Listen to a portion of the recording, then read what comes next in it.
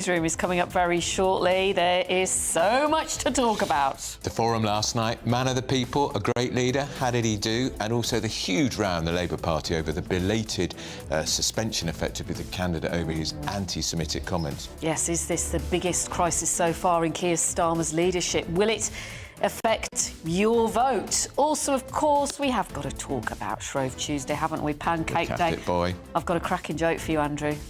How do you make a pancake smile? I've no idea. Butter him up. Oh. Brilliant, isn't it? Keep yours coming in. We'll talk to you very shortly.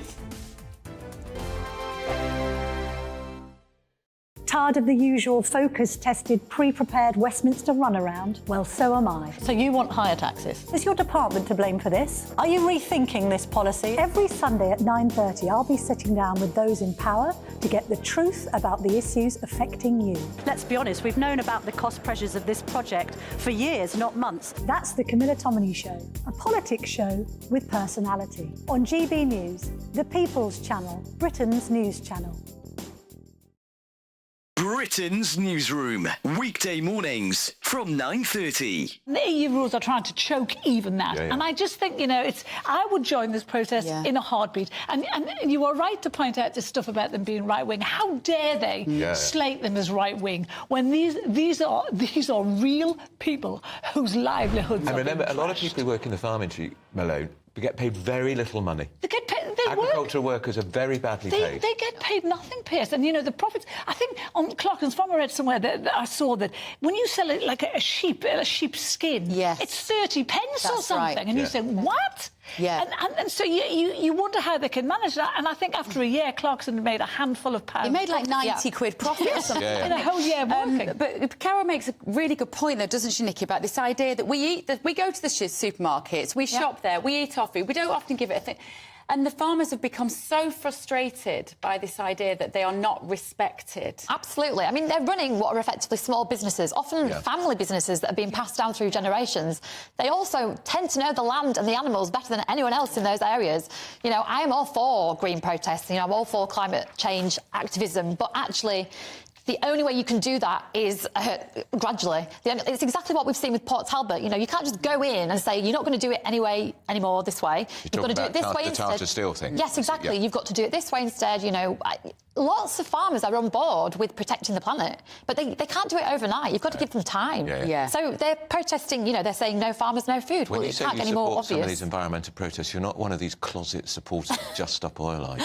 I'm not a closet supporter. I think I've been quite open about Just Stop Oil. No. I don't like all their methods, but I do like the message. Any of them. But I do appreciate the message. Yeah, but sometimes you've got to do difficult things. What they're asking for now, those protesters, are unrealistic. What these protesters are asking for is not unrealistic. No.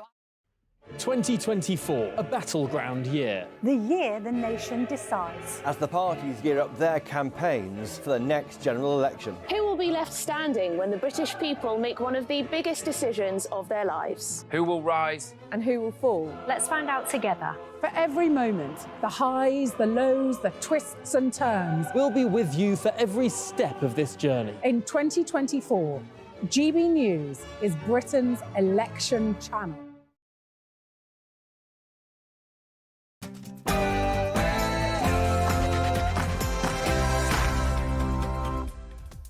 (9:30) on Tuesday, the 13th of February. This is Britain's Newsroom on GB News with me, Andrew Pearce, and Pip Thompson. The People's Forum. Prime Minister Rishi Sunak faced undecided voters on GB News last night. Soon we'll be joined by a top political presentation coach to break down the Prime Minister's performance. Before that, our political editor Christopher Hope has the highlights. The People's Forum started last night with the Prime Minister facing viewers. But how did he do? Let's discuss later. And Labour has finally withdrawn their support for Rochdale by-election candidate Azhar Ali, piling the pressure on Sir Keir Starmer. But Labour's Pat McFadden sticks by the party leader. Keir Starmer takes his statements about changing the Labour Party, takes his statements about rooting anti-Semitism out of the Labour Party extremely seriously, and even though this was a tough decision to take, he took it, and in doing so knows he did the right thing. Harry and Meghan rebrand. The couple have launched a new one-stop shop website before they jet off to Canada. In an exciting development, you can keep track of all their activities. And the former Home Secretary, Suella Braverman, she's rubbished those claims from wildlife charities that the countryside is racist and colonial. She says white people must not be made to feel guilty for being white.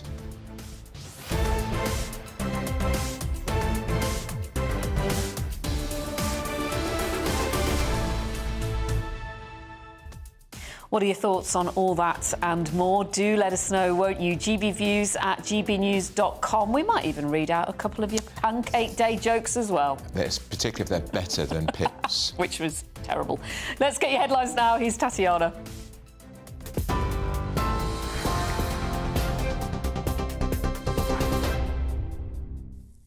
Pip, thank you very much. Your top stories from the GB Newsroom. The Prime Minister has defended his government's economic record during a live appearance on the GB News People's Forum last night.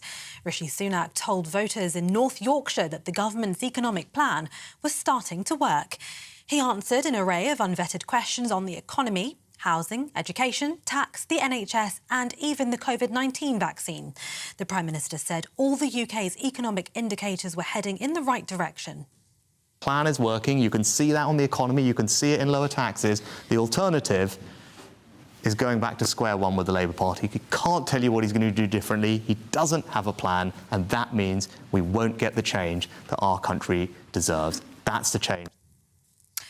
Labour's leadership is facing questions after it withdrew its support for its Rochdale by-election candidate following remarks he made about Israel. Mr Ali apologised after he was recorded at a meeting suggesting that Israel had taken the October 7th Hamas assault as a pretext to invade Gaza. As such, Labour's been under pressure to expel him from the party. Wage growth has slowed in the UK, with new figures showing it at its lowest level for more than a year. The Office for National Statistics found job vacancies also fell back once again as Britain's job market cooled. On average, regular pay, excluding bonuses, fell to 6.2% in the last 3 months of last year, compared with the same period a year before. It's the slowest growth seen since October 2022. However, after taking price rises into account, pay went up by 1.9%. For all the latest stories, sign up to GB News Alerts by scanning the QR code on your screen or go to gbnews.com/alerts.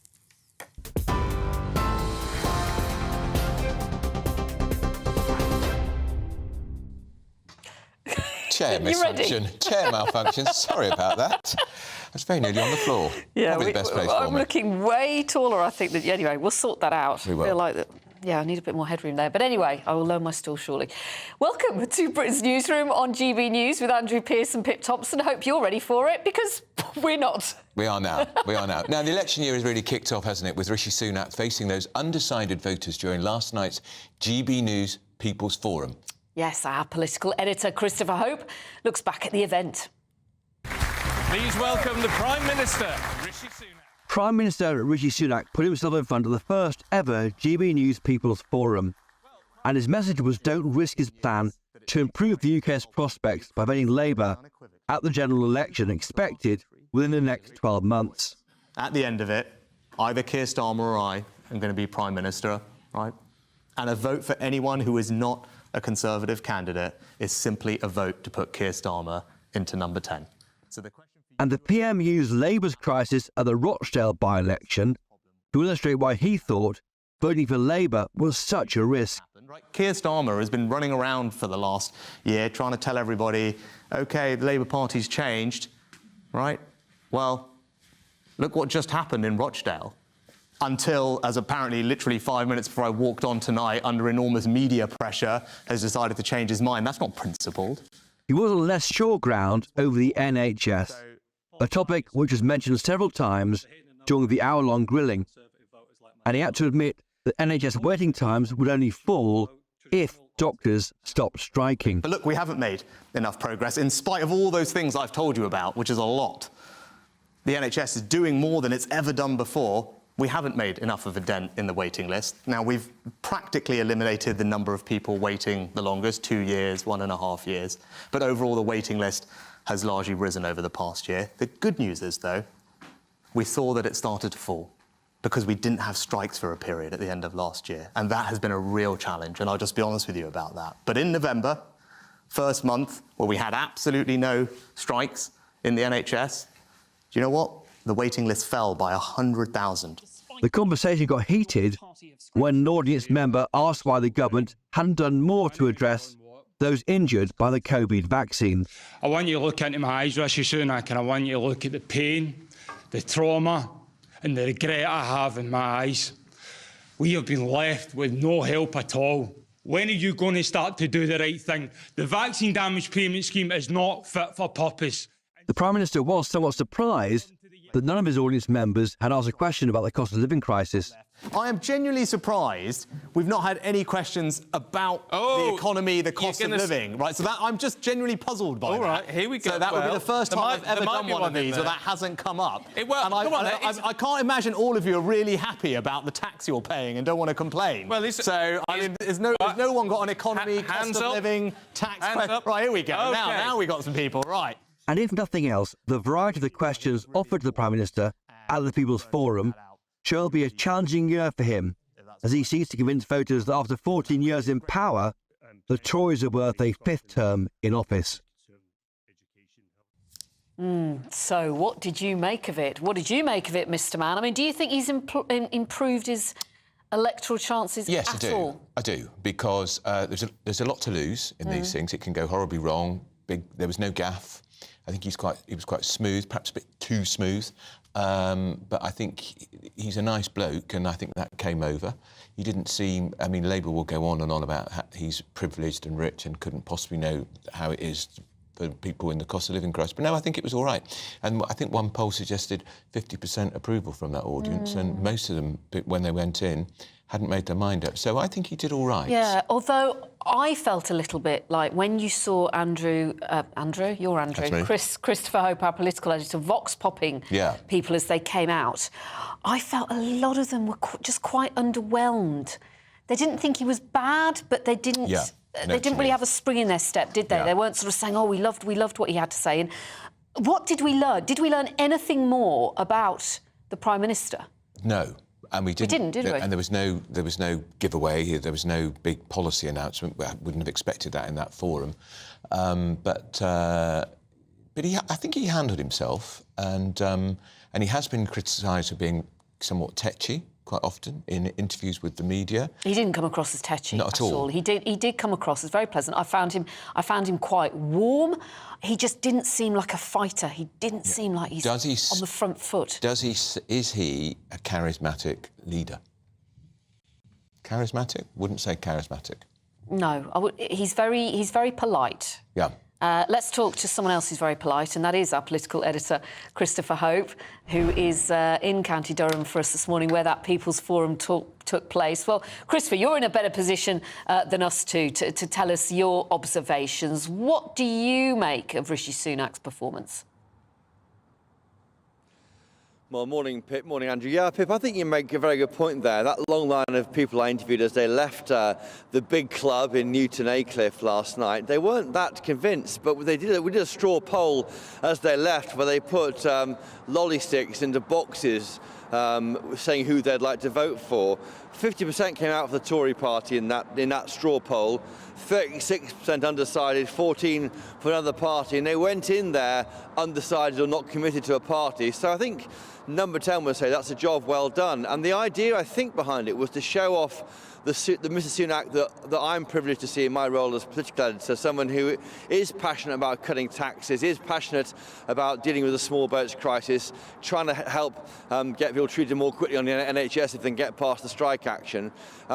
He often, in those interviews with journalists you see on TV and here on radio and on GBNews sometimes, he can come across as a bit on the back foot, a bit maybe tetchy is the word. I think you saw a more relaxed Sunak amongst people who felt he could win round with his obvious decency, and I think that worked. I thought you also saw a clue about what's coming up in the general election campaign when he had a go at Keir Starmer for having a go at his parents, Mr. Sunak's parents, for sending him to Winchester private school.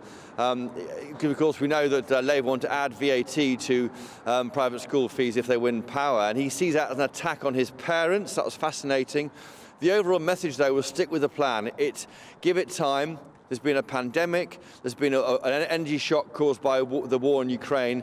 If they can get past this, the Tories might be worth a bet for an unprecedented fifth term in government. And Labour, well, he was saying don't risk it all on Labour. And almost to emphasise his point, we saw the drama overnight from Rochdale, where the party has disowned its by-election candidate and given away a 9,000 vote majority to an independent. Unbelievable. I've never seen anything like that in my 20 years covering politics. Andrew may have done, of course. I haven't. No, I haven't. Quite right, Chris. Interesting, that's Chris. No, unprecedented. I mean, they're in an impossible position because technically he is still the Labour candidate, but the party's withdrawn support from him, even though after these evidence of his vile anti-Semitism came to light Saturday evening, Mail on Sunday, Labour stuck by him and wheeled out front benches to support him. Yeah. Astonishing. Well, let's get on to this. But Christopher Hope, our political editor, you get in the wall now. Thanks so much for that and for all your hard work last night. So, yes, overnight, Labour withdrew their support for Azhar Ali, their candidate for the Rochdale by-election. And it was over his anti-Semitic comments about the October the 7th attacks in Israel. So technically, he is the Labour candidate because you can't withdraw him. It's too late. The ballot papers have been printed. So, but if he wins, he will be in the Commons as an independent MP. But is he going to win? Joining us now is the Labour MP for Birmingham Selly Oak, Steve McCabe. Good morning to you, Steve. Chris Hope was just saying there, and Andrew, that they've never known anything like this before, where a by-election candidate has had to withdraw like this, or Labour has withdrawn their support. Have you any knowledge of this happening before, and what is your reaction to it? Well, I can't recall it ever happening before. It's obviously difficult and embarrassing for the Labour Party, but I think when you're confronted with a situation like this, you don't have a choice, and you have to do what you believe to be right. Steve, the trouble is, it's taken them too long to get on with it, hasn't it? It broke on Saturday night, this story. Pat McFadden, who's one of your most reliable media performers, was all over the radio and TV on Sunday saying, absolutely fine, we're going to stick by him. He was the victim. He fell for some online conspiracy rubbish. And then, of course, more stuff comes to light last night, and they throw him under the equivalent of throwing him under a political bus. 48 hours of dither, delay and indecision by Keir Starmer. Well, I don't think that's how I would see it, Andrew. I mean, I've been involved in by-elections where allegations have been made about candidates. Sometimes you have to weigh up, how important it is, what else is influencing it. I think the issue, I don't know Mr. Ali at all, but I think the issue is that initially people were prepared to give the man the benefit of the doubt and accept his apology in good faith. But I think when the further revelations came to light, that was just the end of it. Well, Steve, can I ask you, if you were a voter in that constituency, would you vote for him on the day of the by-election, or would you spoil your ballot paper? Because he's anti-Semitic, for sure.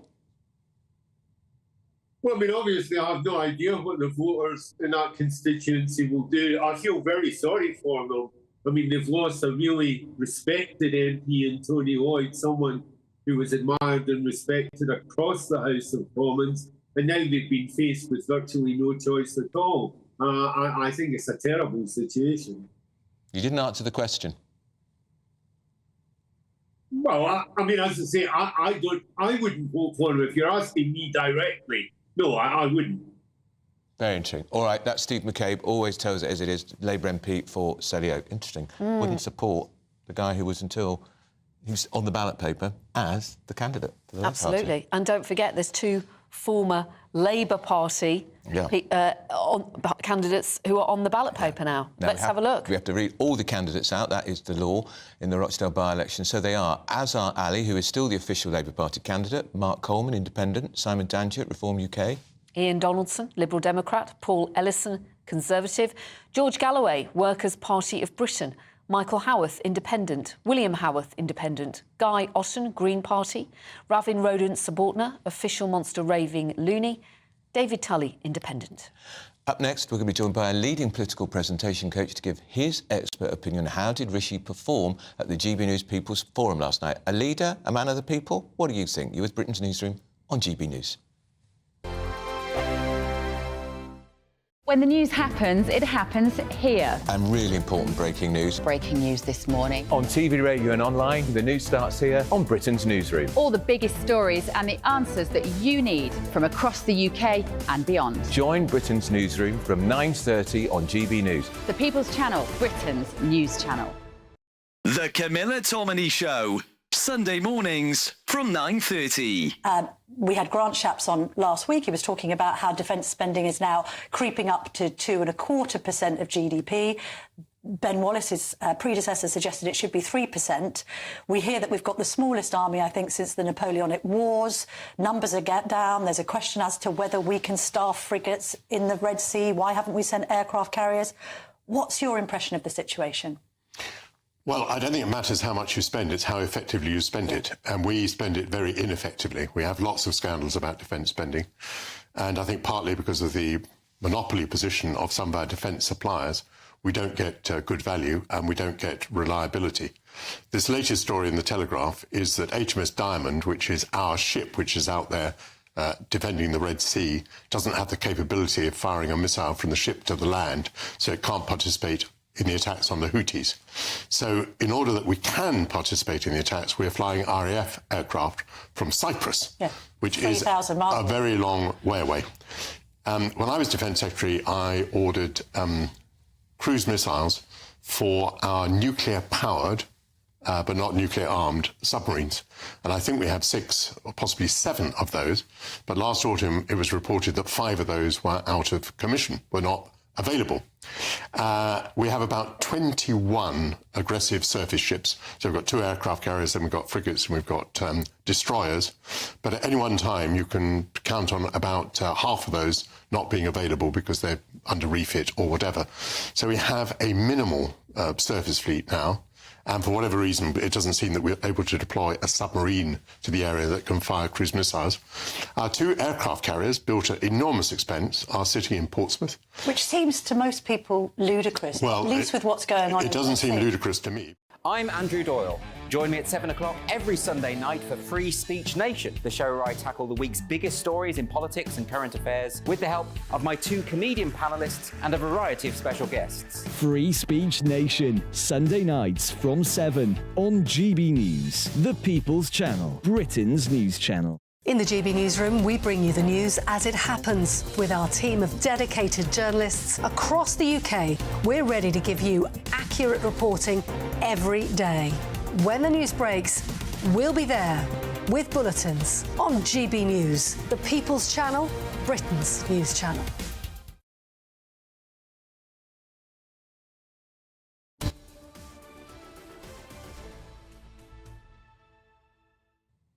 Welcome back to Britain's Newsroom with Andrew Pearce and Pip Thompson. Let's get back to the People's Forum, which garnered a lot of interest overnight. How did Rishi Sunak do in that hour-long forum from County Durham? Well, we're delighted to be joined in the studio by political presentation coach Graham Davis. Now, Graham has advised the likes of Sajid Javid, Kemi Badenoch and Michael Gove.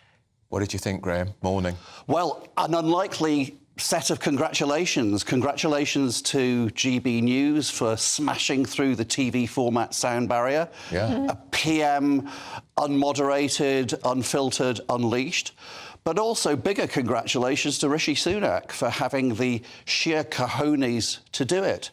Because it's a risk, isn't it? We were talking about this yesterday. It's a huge risk. If there's a big policy gaffe or a clanger, or if he was somebody in the audience took him on, but he did. Well, at one point we did think somebody in the audience was going to take him on. Well, of course, the problem for politicians is that they don't really speak to human beings all that well. That's right. And he did as well as any politician I've ever seen. Yeah. And also, he did better than any other current MP could, including all the senior members of his own party. So he really made sure that he made the most of the occasion.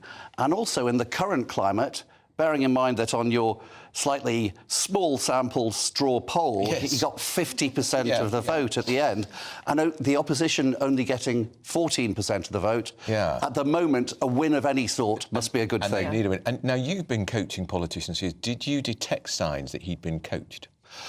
We actually saw the raw, real, genuine Rishi Sunak last night.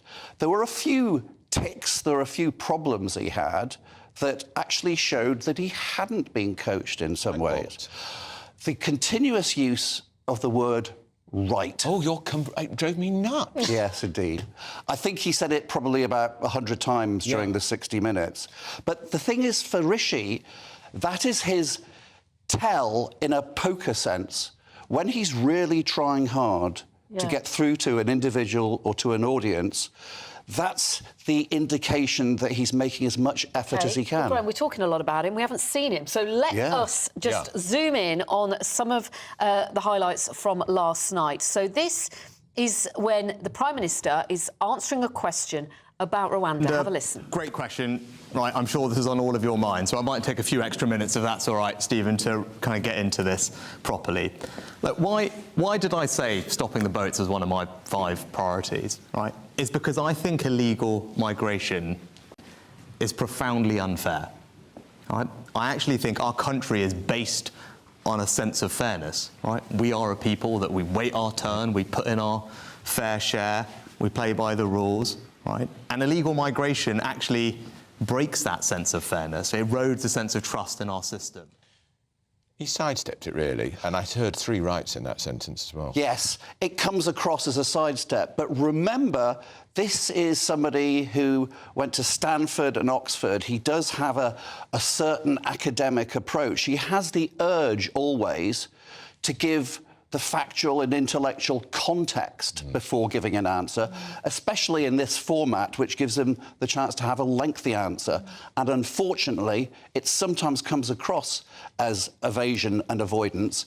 And it was only in the last 30 seconds of that 3-minute answer that he really eventually got to the point. OK, let's go to the next one. Now, this is possibly the liveliest part of the People's Forum. It was about very sorry vaccines. to hear about your personal circumstances, and you said someone over here also seems to have suffered by a similar thing. Now, obviously, I don't know about the individual situation that you're in. We're silenced. Well, on social media and everything. Okay. We are silenced. We are the most silenced people in this country. Right. So how do you think he dealt with that sort of challenge? Well, bearing in mind that the chap, fortunately, was in the back row as opposed to the first row, there was a moment of sort of nuclear excitement when we thought that there might actually have been some form of physical as opposed to a verbal confrontation. The way that he dealt with it, you could actually sense that it did get through to Sunak. Any barriers that he had between him and the audience, interestingly, were rather shattered by that. And he was clearly a bit shocked, clearly a bit flustered, but got control, but he took back control very quickly. And indeed, we did see a human being managing to manage the circumstances really quite well, but not in a smooth, glib way. We've got to ask for a mark out of 10. Yeah, exactly. Marked out of 10 for Sunak. 7 with bursts of 7.5 or even 8. Ooh, that's a success. That's not bad, is it? Graham, will you come back and talk to us again? Be delighted to. And we'll see if Keir Starmer does the same thing. Well, I bet he won't. Come on, Keir. Come on, GB News anytime. We'll arrange a forum. Don't go anywhere, because very shortly Nigel Farage will give his take on Rishi Sunak's performance at the People's Forum. You won't want to miss that.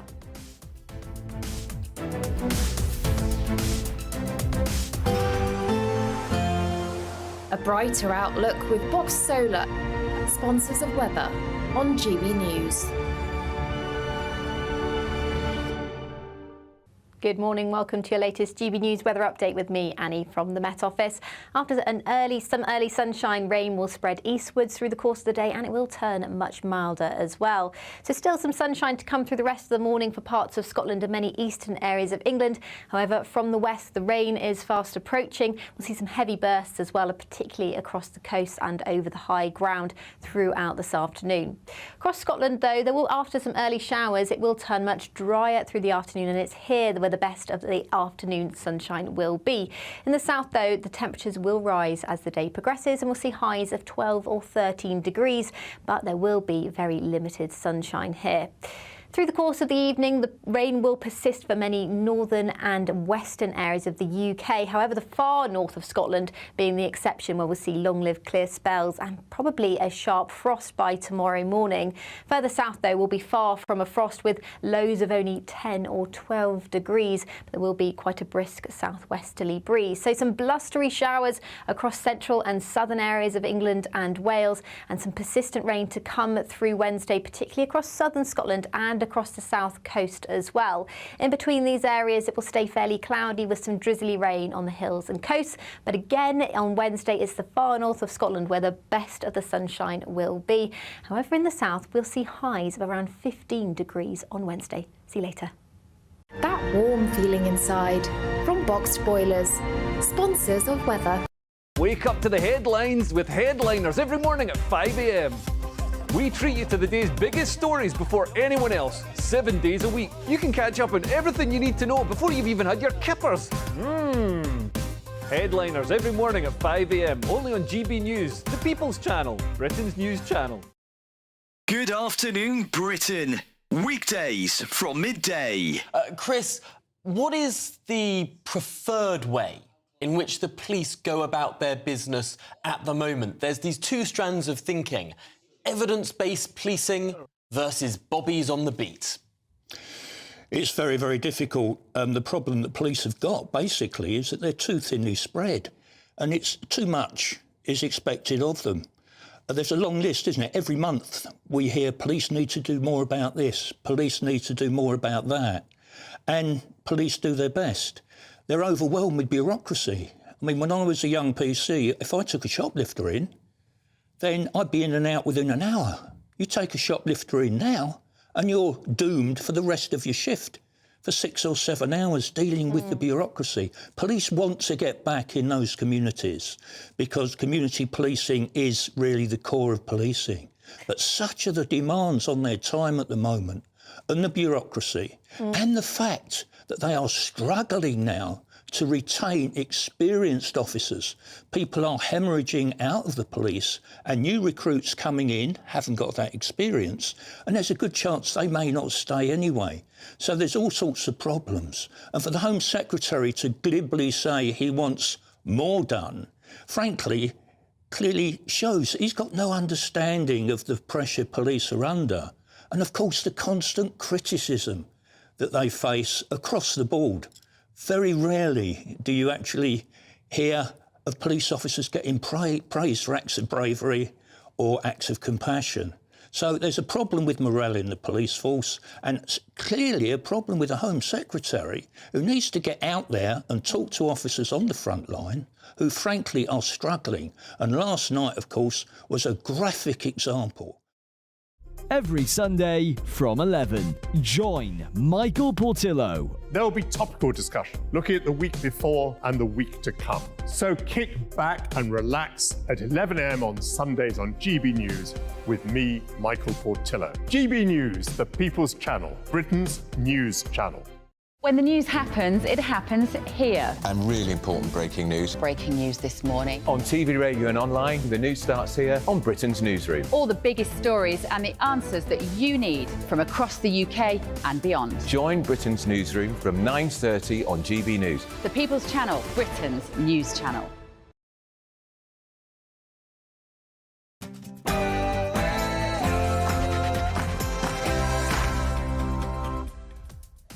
Good morning. This is Britain's Newsroom on GB News with Pip Thompson and Andrew Pearce. It is 10 a.m. on Tuesday, the 13th of February.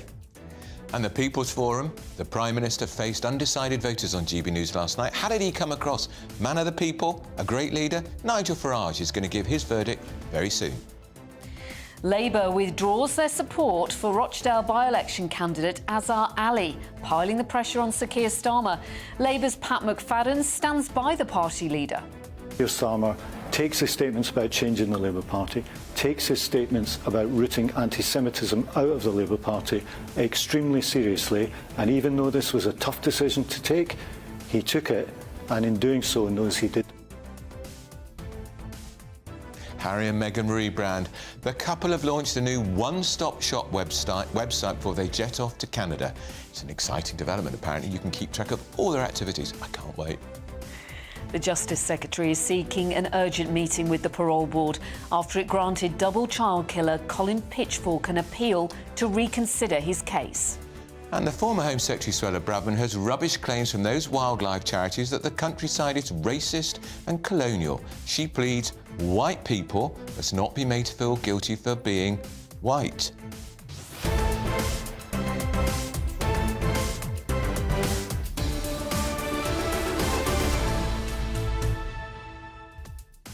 Lots of your thoughts coming in already this morning, especially on the Prime Minister's performance at the People's Forum last night. Keep all your comments coming in, gbviews@gbnews.com. We're going to be reading out some of them very, very shortly after your latest headlines with Tatiana.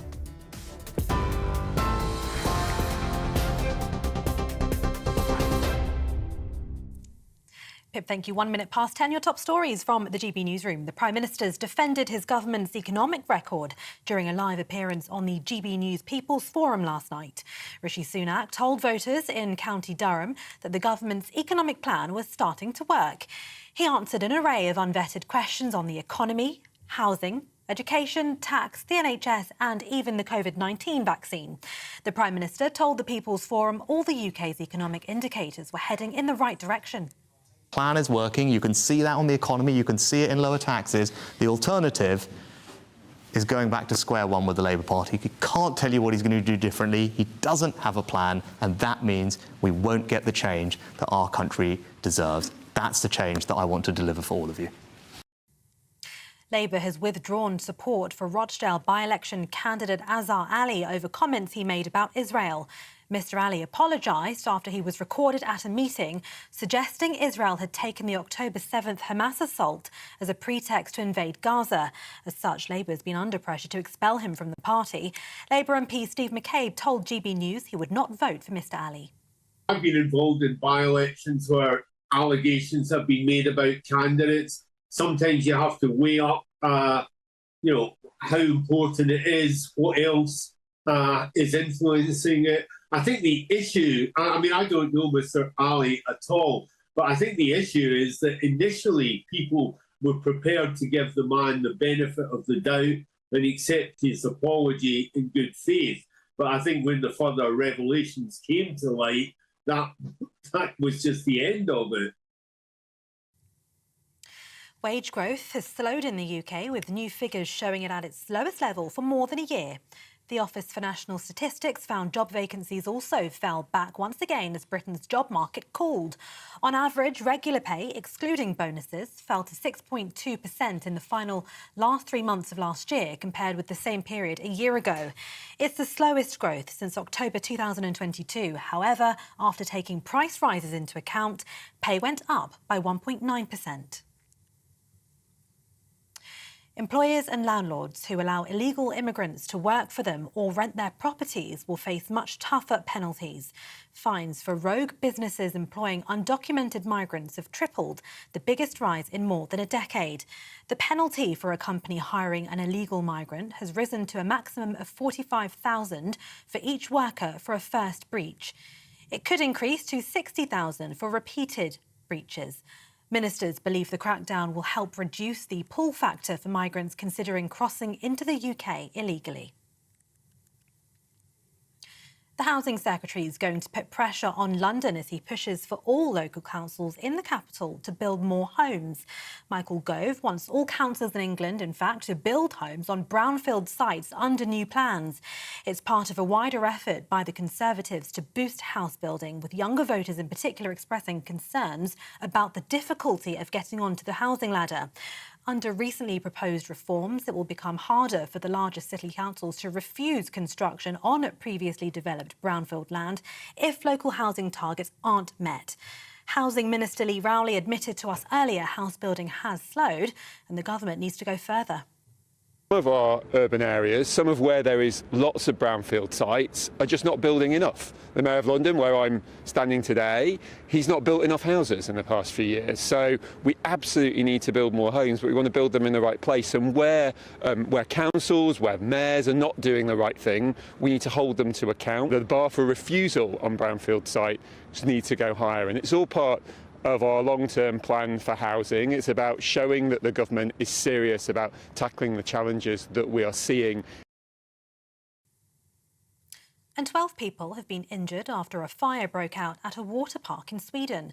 The Oceana Water Park's a recent addition to the larger amusement park, with the water slides due to be opened to the public later this year. Footage shows the slides engulfed in flames while several firefighting vehicles surrounded the area.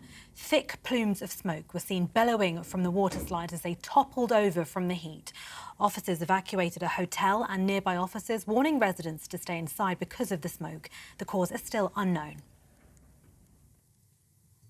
For all the latest stories, you can sign up to GB News Alerts by scanning the QR code on your screen, or you can go to gbnews.com/alerts. Now it's back to Andrew and Pip.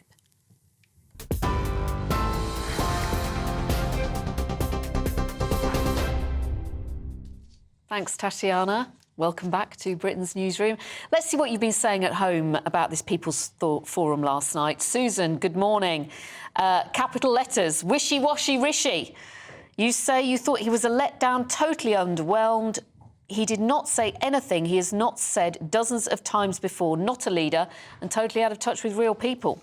And Irene says, waste of time. Sunak was like a school teacher lecturing the class. Everything he said was what he always says, and we've heard it so many times. The audience was... and only one guy who had the guts to challenge him was the one who talked about COVID. Bill Miller, for the first time in a long time, you say you feel proud to be a Tory. Rishi Sunak came over answering questions with honesty and integrity and with a genuine sense that what he said is what he meant. And Alison's a fan too. She says Sunak presented well. As for the angry guy, he should have restrained himself. I don't buy that. I mean, if you want to be angry, be angry. Laura, it would not matter who is leader, they'd not get things done because many of the party behind them are not true Conservatives. I really hope Nigel Farage doesn't join the Tory party. They'll have nothing to fear of him once they can control him, and they'll go against him at every turn, then spit him out once he's lost credibility. Well... Who can control Nigel Farage? Yeah. Let's ask Speaking him. of Nigel Farage, we are going to be speaking to him now, and I think he is joining us from Westminster. Very good morning to you, Nigel. Great to see you this morning. Good morning. Good morning. What did you make of it then? From a TV perspective, from a GB News perspective, it worked. The audience were genuinely undecided, and that was the object of the exercise. So I think that was good, and I'm sure that now Keir Starmer will accept our invitation. That's good too. As far as Sunak himself was concerned, well, actually, in many ways, the format suited him. I mean, the first question in cricketing terms was a dolly drop, wasn't it? You know, somebody from Darling said, oh, I've been there today, we've moved the tax office there.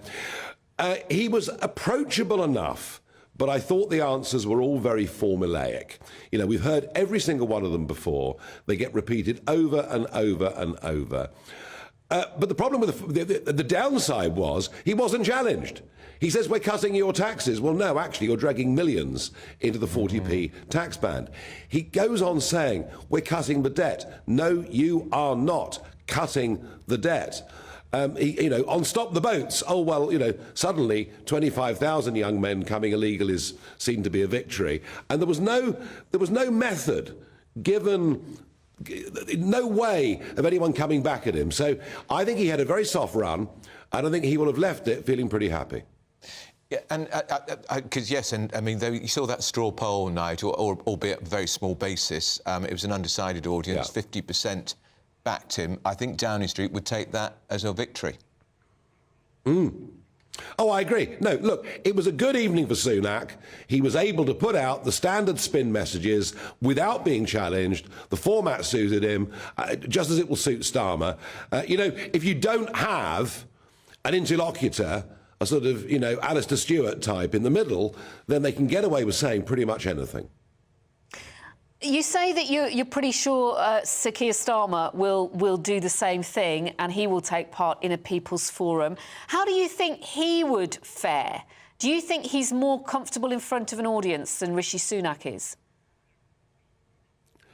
I don't know. I mean, let's face it, you know, he did stand up in court for many, many years in front of judges, jurors and packed courtrooms and deliver. So you would have thought he could manage, you know, a GB News audience of 100 people. Look, you know, Starmer comes across often as being very wooden. Sunak can come across as being a bit insincere. You know, neither of them are gifted natural leaders. I mean, that's certainly true. But I don't think Starmer would have anything to fear from coming on. That's the point I'm making. You know, if anything, the format proved to be too gentle, apart from our friend north of the border, who was very, very upset about COVID harms. And wasn't it surprising how many of the audience agreed with him? Yeah. Did you learn anything from it, Nigel, about the character or the performance of Rishi Sunak that perhaps you didn't know before the evening? Not a single thing. What I learned was that he has his stock lines. They are all inversions and twists of the truth. He's the biggest spinner since Blair. But he just thinks if you repeat the same line over and over and over, in the end, people will start to believe you. The big disappointment were some of the questions. Nothing on the massive legal net migration into the United Kingdom. Nothing on energy bills and the plan to build 18,000 wind turbines, which is still Conservative Party policy. They need to be subsidised by all of you sitting at home. And surprisingly, nothing on the international situation, you know, whether it be Gaza, Ukraine, the threat to Taiwan, and the current desperate state of the Army, Air Force and Navy. Those things surprise me. I would like to have seen him answer some of those questions. I mean, it's so hard, isn't it, to get all the questions into the time that was had. But yeah. it was quite funny with the box. He really did not want to put his hand in that box to answer a question. You know, it was like he thought it was going to be an I'm a Celeb challenge or something. Yeah, well, I'd know all about that, of course. Look, you know, I'm sure he walked off last night thinking, phew, I'm glad that's over. He would, you know, for someone like Sunak, that would be an ordeal. But an ordeal that he pretty much sailed through. He wasn't challenged on many of his key assertions, which are wrong. It was a good night for him. It was a good night for GB News. Did we learn anything new about him, his personality, or his policies? No. Can I just ask you, Nigel, the big political story was, of course, Keir Starmer's belated decision to withdraw support from that anti-Semite candidate in the Rochdale by-election. Too little, too late, wasn't it? They had 48 hours in which they could have struck him down. Yeah, here's Pat McFadden spinning for Labour this morning. We've been decisive, we've done the right thing. Well, no, you didn't. Just shows what a terrible pickle they're in, aren't they? You know, they under Mr Blair's leadership, encouraged mass migration, and they got one particular group coming into this country from Pakistan mostly, and that's the Muslim vote. 85 to 90% of it was voting Labour until this moment. Suddenly, over Gaza, they are facing all sorts of challenges. I suspect that to try and not be anti-Semitic or seem to be anti-Semitic and to keep those mass millions of Muslim votes is going to prove to be long-term impossible for Labour. They may just about hold it together this side of a general election. Longer term, it is a disaster for the party. And I promise you this, within 2 or 3 years, we will have religious sectarian politics in our country represented in Westminster. It gives me no pleasure to say that, but I can see it clear as day. Very, very ominous. Yeah. I mean, do you think overall it will affect the Labour vote, Nigel, when it comes to the election? Because this is the biggest crisis, isn't it, for Keir Starmer in his time as Labour leader so far? I suspect in a general election where we see sectarian candidates who are putting the interests of Gaza above the interests of, I don't know, Tower Hamlets or wherever it may be, my suspicion is that for this general election, that will take place in constituencies where Labour already has a 20,000 majority. Do you see the point I'm making? Yes, there will be significant protest votes, but not enough to unseat Labour MPs at this stage.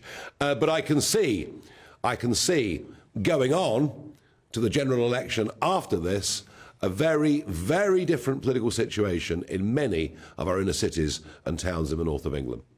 Fascinating. All right, that's Nigel Farage. And of course, he'll be with us here on LBC, GB News. Where were you? Who's that? He was on there years ago. Who are LBC? GB News at 7 p.m. tonight. Now, here are the candidates standing in the Rochdale by-election. Azhar Ali, who is still the official Labour Party candidate, even though they've withdrawn his support. Mark Coleman, Independent. Simon Danchett, Reform UK. Ian Donaldson, Liberal Democrat. Paul Ellison, Conservative. George Galloway, Workers' Party of Britain. Michael Howarth, Independent. William Howarth, Independent. Guy Otten, Green Party. Ravin Rodent Sabotna, official Monster Raving Looney. David Tully, Independent. Well, to discuss the impact of Rishi Sunak's performance last night, we are joined, delighted to say, in the studio by the Director of JL Partners and pollster, Scarlett Maguire. Scarlett, watching it for me, watched a lot of these, I think that in number 10, they'll think it's OK. There were no major gaffes, no blunders. And if straw poll, very small audience, of course, 50% approval. Job done? Job sort of done, I think. Yes, I think he's exceeded the sort of quite low bar I think he set himself in some ways in recent weeks, in that you're right, it was gaff-free. Yeah. Definitely no disasters, no sort of awful, clippable moments for him that people would share and say, oh, no, this is such bad news. So on that front, good. Winning round half the audience, yes, good, but even if that was to be extrapolated across, sort of all the undecided voters in the country, don't think that would quite be enough to really turn things around for him. We obviously do not know yet exactly when the election is, but we know it is this year. So at the stage we are at, should more have been expected from it than, oh, well, it was gaff-free, so that's OK? Surely you would want him to make more of an impact than that. I think that's exactly it, and I think they're running out of time. So, yes, it's all very well getting through sort of plain sailing, as Nigel Farage was just saying there, but absolutely, I think they're going to need some quite sort of more dramatic interventions to really turn their fortunes around. So we've got a budget coming up next week, next month, Scarlett. Is that last chance saloon for the Tories? I feel like we've already been through a bit of last chance saloon. Tory conference was meant to be last chance. Exactly, and then the autumn statement was meant to be, and we have all these resets. And I think actually the autumn statement provides a sort of warning lesson for them in a way, because they obviously introduced that 2% cut in national insurance, and that doesn't seem to have done anything at all. And so if I was inside, you'd be thinking, what can we do that is going to change the conversation here? I guess their only hope is that Keir Starmer's not had a great few days.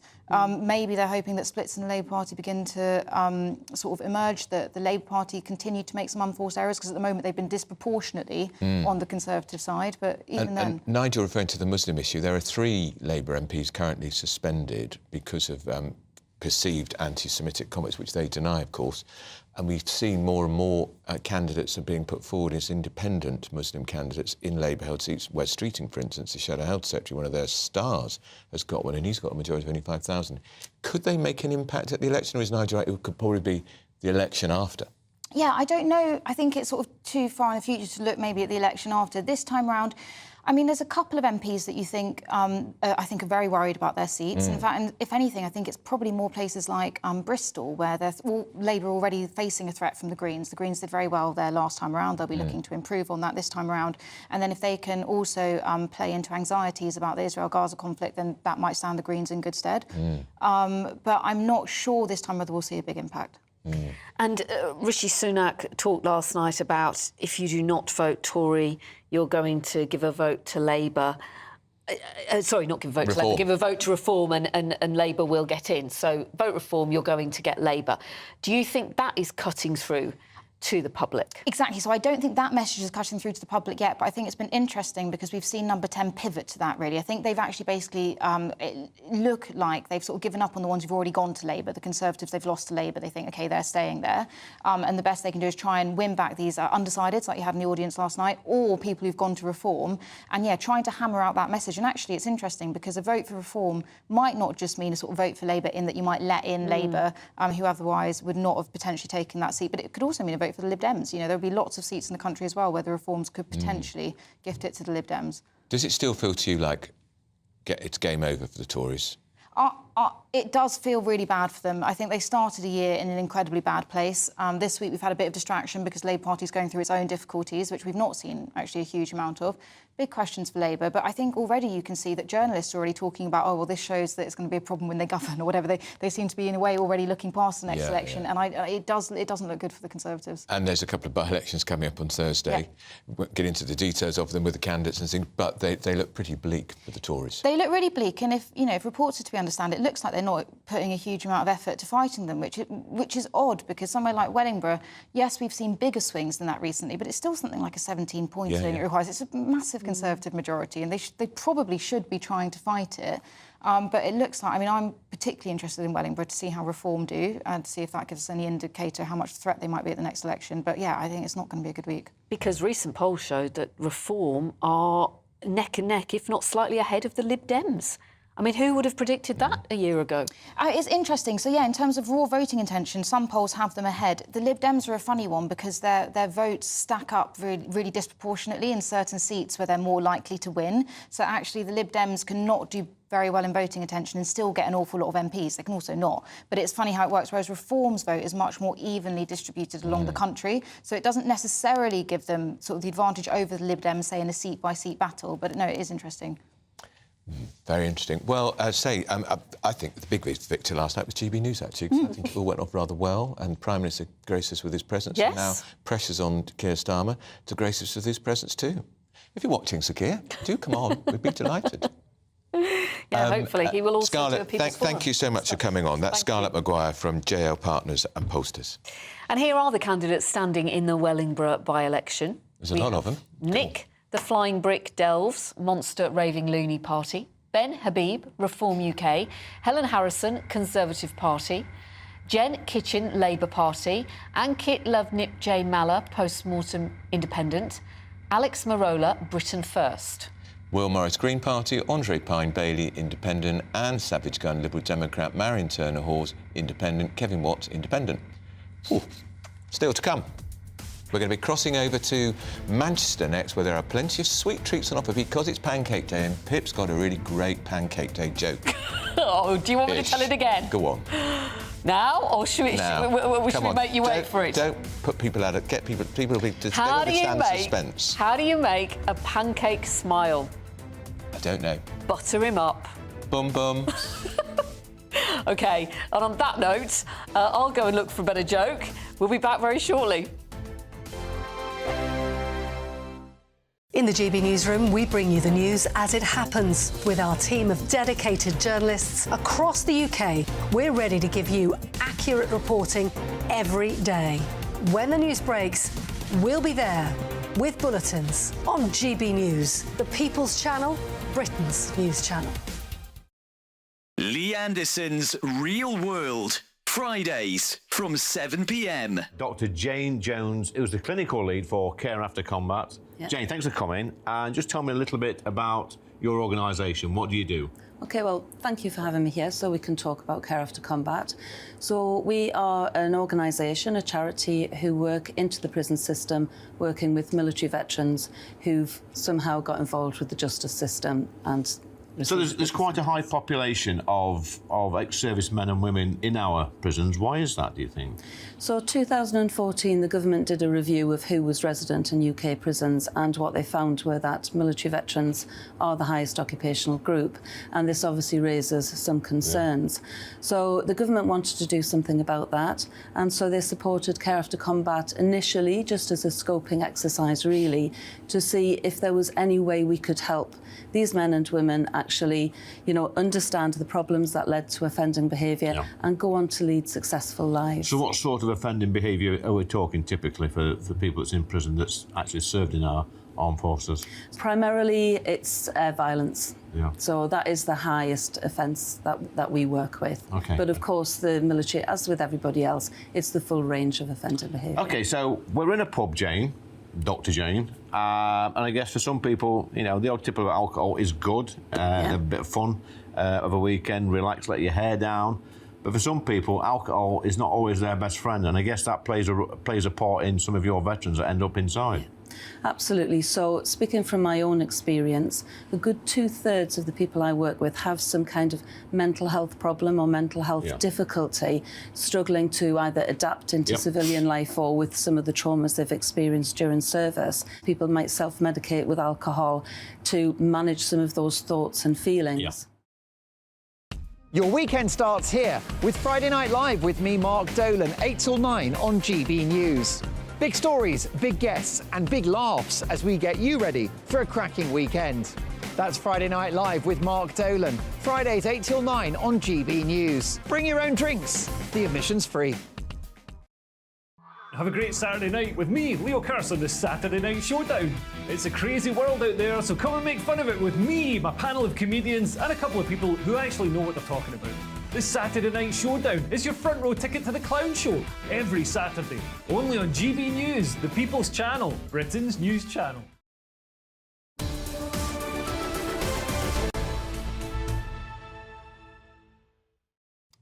(10:25) with Britain's Newsroom on GB News with Andrew Pearce and Pip Thompson. Great to have your company this morning. Coming up, we're going to be talking about the latest royal rebrand. Andrew is so excited about this, I can't tell you. Harry and blimmin' Meghan. They're launching their website, sussex.com, and according to them, they're shaping the future through business and philanthropy. Modest as ever. But first, big day in Pip's house, Shrove Tuesday. It was a big day when I was growing up because my dad made great pancakes. And big thing about tossing the pancakes, always sugar. I'm so glad you didn't say my dad was a great tosser. No. That would have sounded totally disrespectful, Andrew. My dad was just great. Pancakes. So we're going to go to our North West of England reporter, Sophie Reaper, who's got one or two Shrove Tuesday treats. Good morning, Sophie. Are you hungry, or have you been stuffing your face with pancakes all morning? Good morning to you both. Unfortunately, you've already missed me have my breakfast. We're here at the lovely Black Milk in northern quarter of Manchester. On breakfast this morning, we had, was it pistachio and white chocolate pancakes with just a sprinkling of raspberry on the top, and they were absolutely fabulous. So I'm very full right now. Joining me is Ollie. He is the founder or co-founder of Black Milk. Talk to me about Black Milk. Obviously, you're usually a dessert shop, but today, obviously, you're going all out on pancakes. So we started 9 years ago, predominantly as a blended drinks bar, so offering milkshakes, blended smoothies, a huge range of cereal, something that we've recently stepped back into. We've been making some lovely granolas using our Sicilian-made pistachio and hazelnut creams over at Yokenthwaite Farm in the Yorkdales. And yeah, we've kind of gone full circle. We've always been a big fan of pancakes. I'm a big fan of the crepes. Andy, my business partner, is a big fan of Scotch pancakes. One of his earliest memories is making Scotch pancakes with his grandma, so we couldn't not put it on the menu. And yeah, that's what you tried this morning. Now, you mentioned there the difference. There is obviously a big debate between the traditional British crepe-style pancake, which is what I grew up eating. I believe that's what you grew up eating as well, isn't it? It is, versus this newer, kind of fluffier, thick pancake, and that's what you're making here today. Now, I believe you had planned to implement a special pancake for today, but that hasn't gone to plan. Tell our viewers about that. So we went over to Sicily in late September for the harvest to develop a new almond spread. And some of my earliest memories are in Bakewell, because we used to have a little caravan there. So Bakewell tart was the inspiration for Pancake Day this year, and we ended up selling out of the spread before we even got to Pancake Day. So the cherry-infused almond spread pancakes didn't see the menu this year. Oh dear, oh dear. Now, we're just going to let Andy come past, because obviously this is a live shop, so we need to just let him come back with the pancakes. Just show our viewers there what you've prepared. So that's what I tried early this morning. How fabulous does that look? Andy, sorry, we'll just let you, we'll let you come past. Apologies. Now, interestingly, a quick fact for you.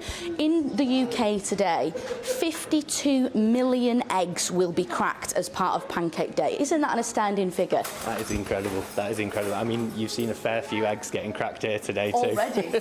Now, they only opened, what, about 10 minutes ago? People are queuing outside of the door already to get their hands on some of these pancakes. So I imagine it will be a very busy day for you today. A very busy day indeed. One that me and Andy and the team are really looking forward to. Absolutely, there you go. Now, I am going to be staying here for a little bit longer today, so maybe I'll be trying some of the other pancakes for my lunch. We'll see how we get on. But a very happy Pancake Day. Happy Pancake Day to you too. Sophie Reaper looking like the cat that's literally got the cream. Oh, that Doesn't she? pancake looked absolutely looked pretty amazing. Scrumptious. Are you making pancakes for yourself tonight? I am indeedy. I was just finding the easiest pancake recipe, which only involves plain flour, eggs and milk. And a top tip is to add oil to the batter and not to the pan. Right. I don't know what difference that makes, because I'm no Delia Or Smith. you can go to the supermarket and buy them. Yeah, but come on, that is lazy. I wouldn't do that. Yeah, I'm going to make them. And, of course, it's Lent starts tomorrow. Lent, yeah, so Ash Wednesday tomorrow. I'm having my last digestive biscuits today. You made a good suggestion earlier, pancake with bananas. Very nice. Maybe some syrup or honey. Or sugar and lemon. Old ways better. You like that Nutella, don't you? Oh, I love Nutella. So fat. Love it. I've got a better joke. How does a pancake say goodbye? Go on. See you on the flip side. Oh, dear me. And we'll see you on the flip side after news headlines with Tatiana.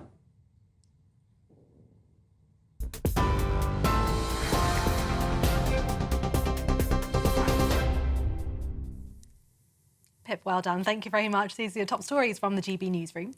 The Prime Minister's defended his government's economic record during a live appearance on the GB News People's Forum last night. Rishi Sunak told voters in County Durham that the government's economic plan was starting to work.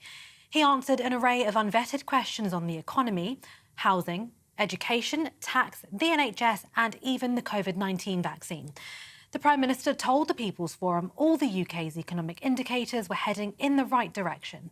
Plan is working. You can see that on the economy. You can see it in lower taxes. The alternative is going back to square one with the Labour Party. He can't tell you what he's going to do differently. He doesn't have a plan, and that means we won't get the change that our country deserves. That's the change that I want to deliver for all of you. Labour has withdrawn support for Rochdale by-election candidate Azhar Ali over comments he made about Israel. Mr Ali apologised after he was recorded at a meeting suggesting Israel had taken the October 7th Hamas assault as a pretext to invade Gaza. As such, Labour's been under pressure to expel him from the party. Wage growth has slowed in the UK, with new figures showing it at its lowest level for more than a year. The Office for National Statistics found job vacancies also fell back once again as Britain's job market cooled. On average, regular pay, excluding bonuses, fell to 6.2% in the final months of last year, compared with the same period a year before.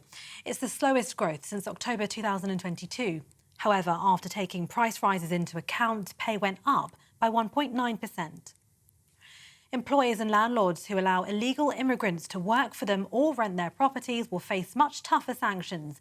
Fines for road businesses enjoying undocumented migrants have tripled, the biggest rise in more than a decade. The penalty for a company hiring an illegal migrant has risen to a maximum of £45,000 for each worker for a first breach. That could increase to £60,000 for repeated breaches. For the latest stories, sign up to GB News Alerts by scanning the QR code on your screen, or you can go to gbnews.com/alerts.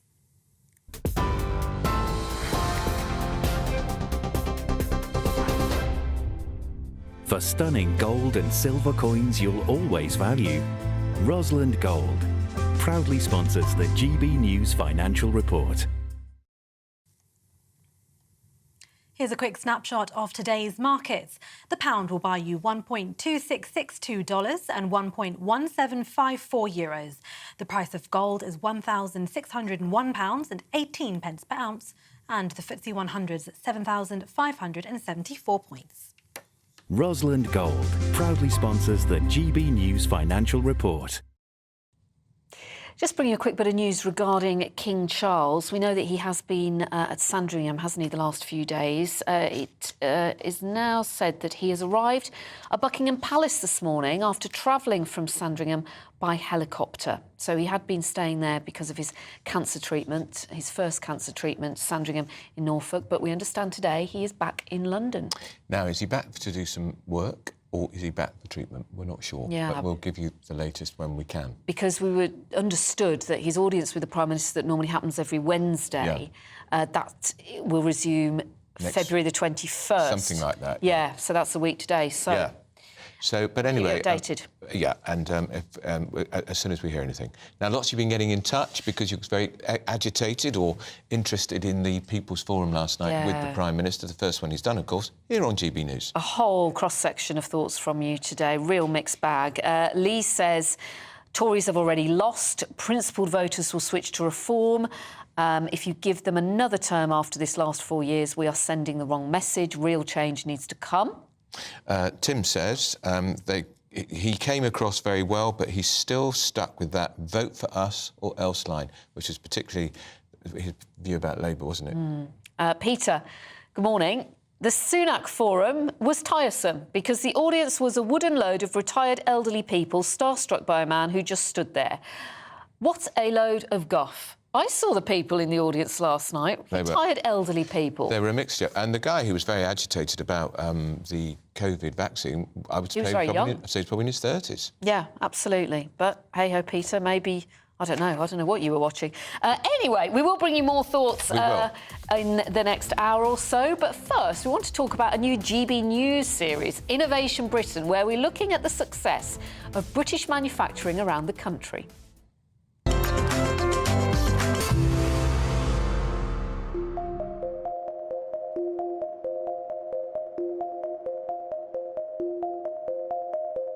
You want a great UK manufacturing story? Well, I've got one for you with Mark here at AW Engineering, and it's all to do with these fantastic parts. And the story began 10 years ago, right? Yeah, we started dealing with this customer, as you say, 10 years ago when they were prototyping work and trying to develop a new product to the market. As they grew, they moved a lot of their production requirements to the Far East, to the cheaper production. We carried on dealing with them on a much smaller basis on still prototyping development work. But then during the pandemic, when they couldn't get supply from China of their products, they turned to us and asked us to see if we could do supply for them. We couldn't compete quite with price on what they were buying from the Far East, but then when you put in the entire price of component, including shipping, quality, turnaround and delivery and lead time, it actually works out better for them to buy the product from the UK, and they've actually made the decision to try and reshore much of their work in production terms back to the UK, and we're supporting them with that product. Absolutely fantastic, and I think you're doing a great job at doing exactly that. What I've really learned from this, it's not so much price per part, but it's more price of the production that's made you win it. Yeah, it's a total price of purchase, it's a total price of quality, you're making sure the product gets to them right first time, that they have availability for it, reaction time, 12 weeks normally from the Far East, and we can produce in 12 hours if needed be, So it's that relationship and having that clear line of communication. Well done, Mark, and let's see more of this in the future. I hope so.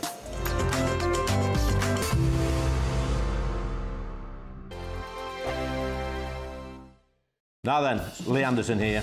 Join me on GB News on my show, The Real World, every Friday at 7 p.m. I'm not eating bloody cat. Are you Delicious. mental? Open your mouth. OK, here comes a train. Reminds me of the scene in Singing in the Rain. Adam, is that a good one? Whoa! Join me at 7 on GB News, Britain's news channel. GB News Breakfast. Every day from 6 a.m. Marnie says being sexy in business is entirely possible and maybe even better. Well, Marnie, this is something I say is true. I've had to live with this for quite a long time, and I think you can do both. Now, tell me, it's lovely to see you first of all. Thank you for having me. In all your gorgeousness. And you're telling me that often is regarded as something derogatory or something to hold you back. Is that right? It's just this really unfair thing, this really unfair narrative that women can't do both. Even men can do it. As you know, Eamon, you can do it. You can do it all. And I just think, women are so multifaceted. They can be mothers, they can be sexy, they can be businesswomen, they can be silly, they can be all these different dimensions. And this press push that we have to limit ourselves to one category, it's just unfair. But do you think that is where some people may be wrong-footed or go wrong to underestimate you? Exactly. There is that saying, disarm with charm. So, there is that idea that people do look at someone who cares about how they look, who's perhaps a bit feminine, and underestimate them. But hopefully I've proved that wasn't the case in the boardroom. And thank goodness for Karen Brady. She's definitely upped the glam stakes on the show. And if anybody can prove that you can be sexy and successful in business, I suppose it's her, really. But where do you think most of the criticism comes from? Because I have to say, hard to believe, but when I was younger, I certainly got a bit of this at my old employer, being told that I had to dress a certain way, not to be too sexy, which I found hugely You were told this by women. I was told this by a female boss who didn't like me wearing zips on the back of my dress. Not just me, but some of the other presenters there. And I took such offence. I felt like she thought that I was some sort of, I don't know what. Do you take offence when people are criticising you that, you know, in some way they think you're, I don't know? There's just no right answer. And as we said, I think Karen Brady is doing an excellent job at leading the charge that you can be glamorous and get the job done. GB News, unlike other broadcasters, isn't obsessed with the London-Westminster bubble. We think there's a nation beyond the M25, and that's why we talk about the issues that matter across the land. Join me on State of the Nation, 8 to 9 o'clock, Monday to Thursday, on GB News. Daisy's listening, and you should too. Wake up to the headlines with headliners every morning at 5 a.m. We treat you to the day's biggest stories before anyone else, 7 days a week. You can catch up on everything you need to know before you've even had your kippers. Headliners every morning at 5 a.m, only on GB News, the People's Channel, Britain's news channel.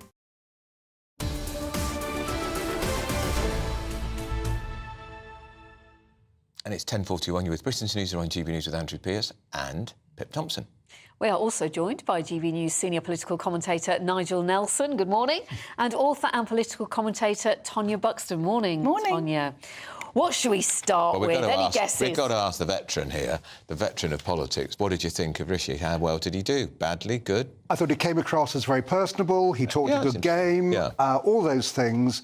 I felt a bit scripted, like this is the gig he's going to do whenever he actually meets people. He genuinely didn't know the questions that were coming. No, that was fair enough. But I mean, they were within the bounds of things that. And he was obviously very upset towards the end when no one had asked him about the cost of living, and he tried to actually shoehorn that in. And to say that taxes are falling when all these people have been dragged into the 40% tax rate by him freezing the allowances for years. And the one thing, I think that there was a good example where what he wouldn't talk about is he would go on about the record of the Conservative Party over the last 14 years.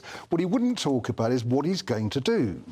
And all those people in the room wanted to hear, you know, he came there to say, this is why you should vote Tory. I appreciate things haven't been going great recently, but understatement of the year. But we're really all good guys. And he didn't actually sell that. And what I was surprised about, there was no kind of hint of what is coming up. And even on the tax cut idea, like Jeremy Hunt, he was I thought a bit sort of rowing back on the fact that we're heading for big tax cuts in the March budget. Do you think, Tonya, he was trying a bit too hard to be sort of informal and matey? I think he was. I mean, that's what he's always trying to do, and it's always funny when billionaires try and do that. It makes me laugh. But I wanted to first say, well done, GB News. I'm so proud to be working on a channel that does something like that. And I'm so proud to be working on a channel where someone like Adam Rowland can stand up in that group and talk about his vaccine damage. You could see the pain and the distress on that man's face. It's the only channel in Britain, in the world really, that's allowing people to discuss the harms that they've done because we were coerced and forced into taking a medication that we didn't need. And I thought that I was really proud of being part of GB News to allow that man to ask that question.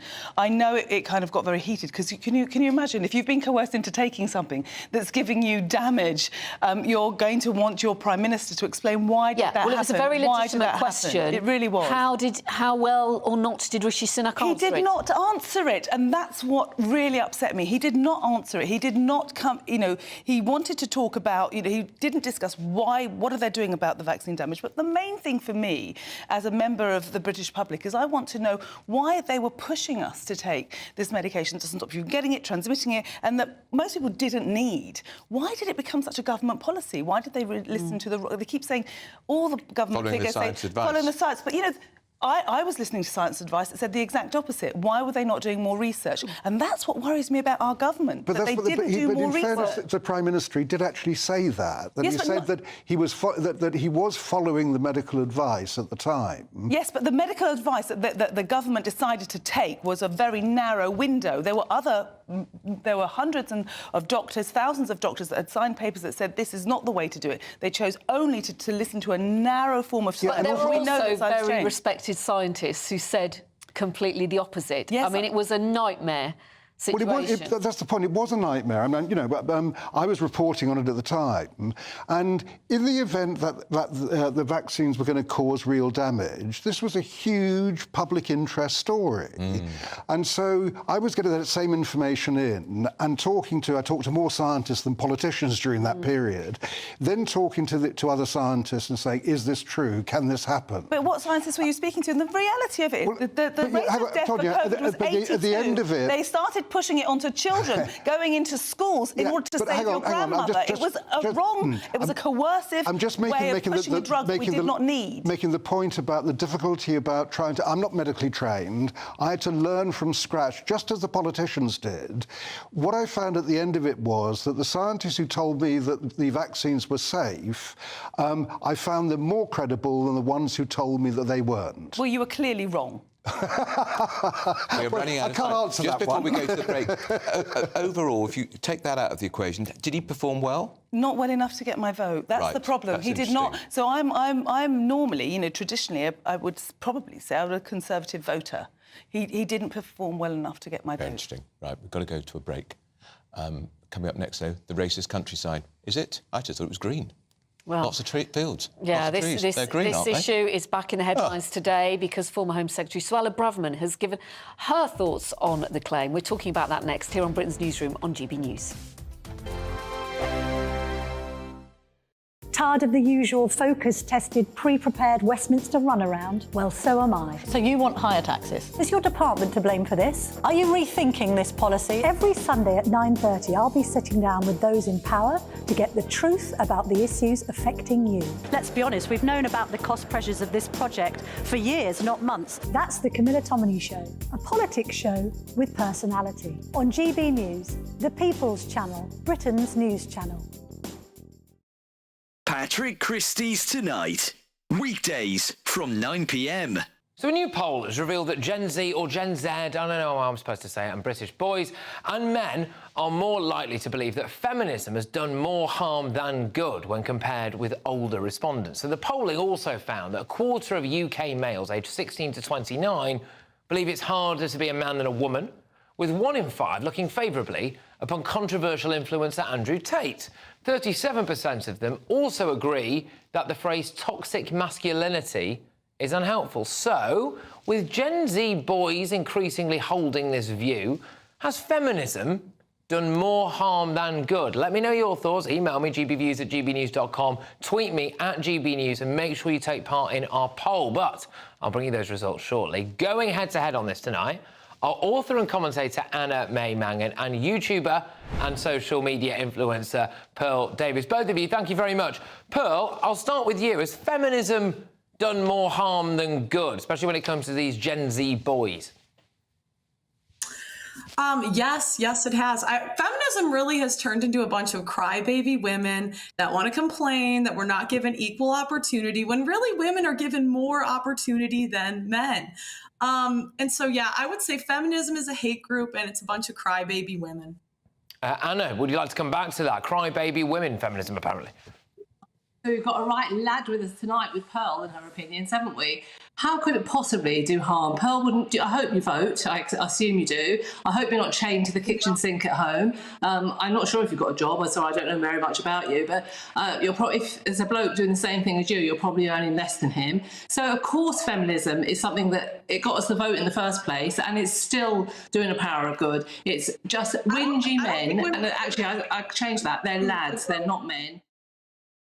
2024, a battleground year. The year the nation decides. As the parties gear up their campaigns for the next general election. Who will be left standing when the British people make one of the biggest decisions of their lives? Who will rise? And who will fall? Let's find out together. For every moment, the highs, the lows, the twists and turns. We'll be with you for every step of this journey. In 2024, GB News is Britain's election channel.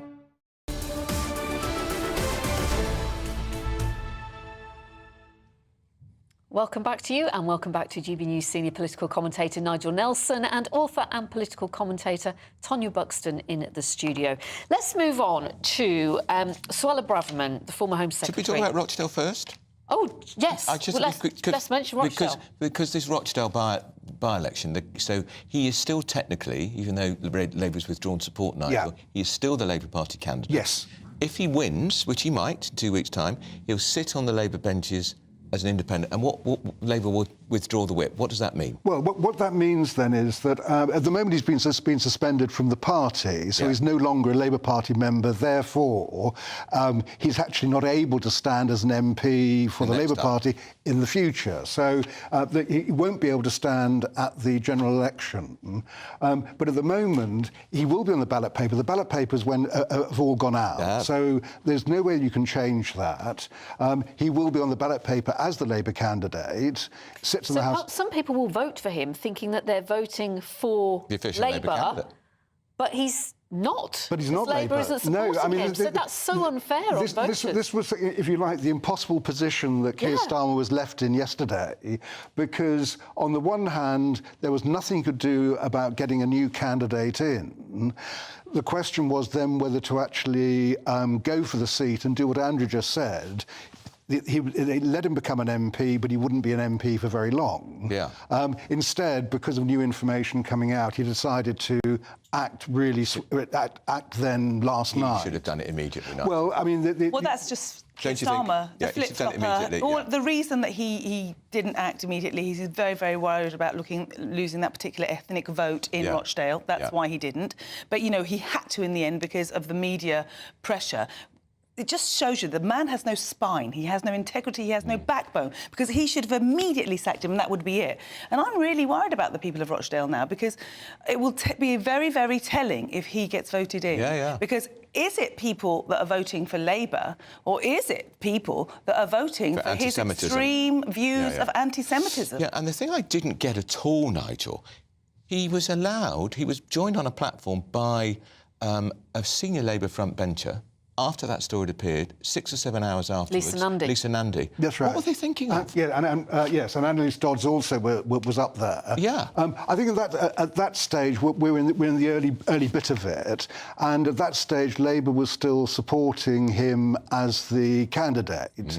And as of the position yesterday morning, you've got to think when all these things happened, it's been a very quick timeline. All these Labour spokesmen wheeled out to defend it. Well, yeah, that's right. And at that point, I thought it was right. I think that because the position was so difficult, to go and abandon a by-election like that was going to be a problem. But the point is, Nigel, is why didn't someone question him when he immediately said that? It wasn't said in private. It wasn't said in private. 100 people at that meeting. Why didn't somebody stand up and say, "Hang on a minute, what are you talking about?" Is it because that's really what they're thinking? Well, that is an extremely good question, because the meeting was the Lancashire Labour parties. There were a lot of people, a lot of senior Labour people from all over the area. The question then, of course, is how did he get selected? Yeah. Given a number of people who were there, who saw it exactly, and he was repeating that classic anti-Semitic trope that the Jews engineer their own persecution. Disgusting and offensive. It's grotesque, it's disgusting, and it just... How can you think anything other than Labour is anti-Semitic?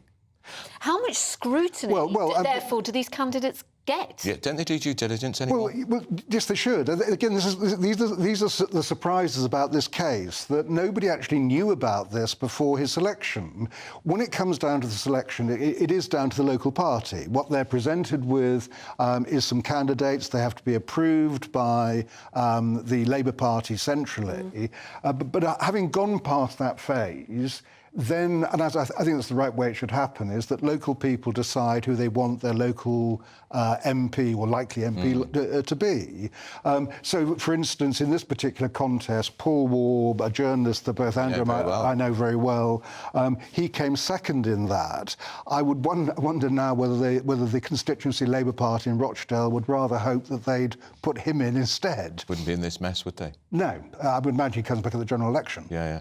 How quickly they booted Diane Abbott out of the Labour Party, hours after she wrote a letter in the Observer, published on the Letterhead Observer, which Keir Starmer didn't like. She was out within hours. Yeah, and I think that's right, by the way. Because she was a Corbynite. And if this hadn't been in the middle of a by-election where you couldn't change anything, if this guy had been an MP, he'd have been out immediately. OK, well, we just need to tell people, the other candidates that are standing in the Rochdale by-election alongside Azhar Ali, who is expected now to be independent, Mark Coleman, Independent, Simon Danchuk, Reform UK, Ian Donaldson, Lib Dem, Paul Ellison, Conservative, George Galloway, Workers' Party of Britain, Michael Howarth, Independent, William Howarth, Independent, Guy Otten, Green Party, Ravin Rodent Subordinate, Official Monster Raving Loony, David Tully, Independent. Thank you. And we will get to the Home Secretary talking about people We will feeling get to guilty that, for being yes. white, but after the break. Also, we're talking about Harry and Meghan, who've rebranded their website. Of course they have. Very soon. A brighter outlook with Box Solar, sponsors of weather on GB News. Good morning, welcome to your latest GB News weather update with me, Annie, from the Met Office. After some early sunshine, rain will spread eastwards through the course of the day and it will turn much milder as well. So still some sunshine to come through the rest of the morning for parts of Scotland and many eastern areas of England. However, from the west, the rain is fast approaching. We'll see some heavy bursts as well, particularly across the coast and over the high ground throughout this afternoon. Across Scotland, though, after some early showers, it will turn much drier through the afternoon, and it's here where the best of the afternoon sunshine will be. In the south, though, the temperatures will rise as the day progresses and we'll see highs of 12 or 13 degrees, but there will be very limited sunshine here.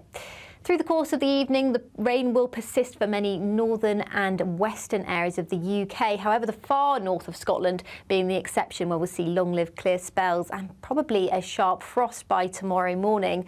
Further south, though, will be far from a frost with lows of only 10 or 12 degrees. But there will be quite a brisk southwesterly breeze. So some blustery showers across central and southern areas of England and Wales, and some persistent rain to come through Wednesday, particularly across southern Scotland and across the south coast as well. In between these areas, it will stay fairly cloudy with some drizzly rain on the hills and coasts. But again, on Wednesday, it's the far north of Scotland where the best of the sunshine will be. However, in the south, we'll see highs of around 15 degrees on Wednesday. See you later. That warm feeling. Now then, Lee Anderson here. Join me on GB News on my show, The Real World, every Friday at 7 p.m. I'm not eating bloody cat. Are you Delicious. mental? Put your mouth. OK, here comes a train. Reminds me of the scene in Singing in the Rain. Adam, is that a good one? Whoa! Join me at 7 on GB News, Britain's news channel.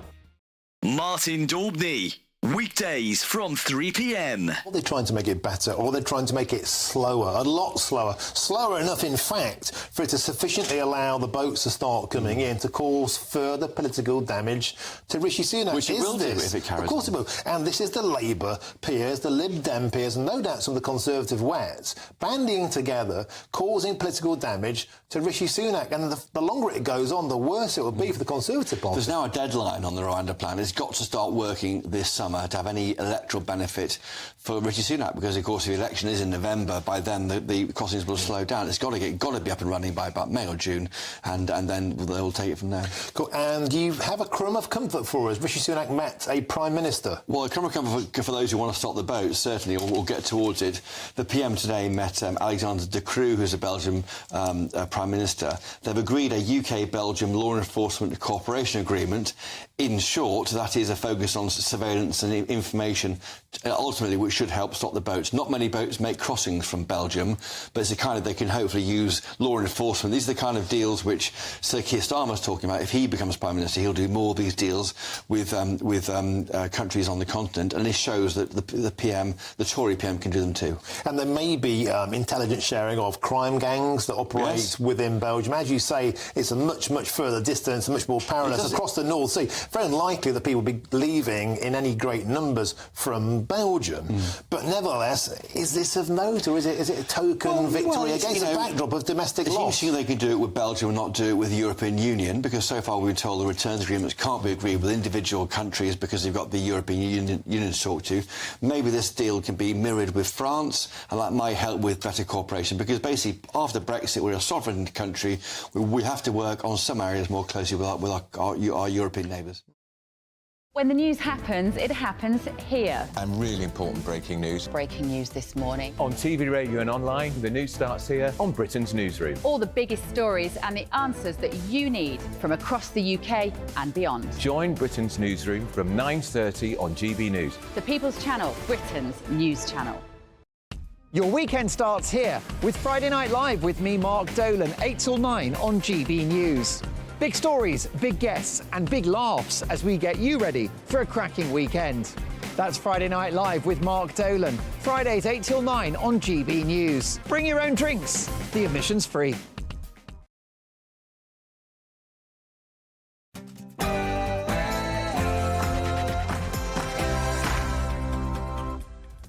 Morning, 11 a.m. on Tuesday, the 13th of February. This is Britain's Newsroom on GB News with Andrew Pearce and Pip Thompson.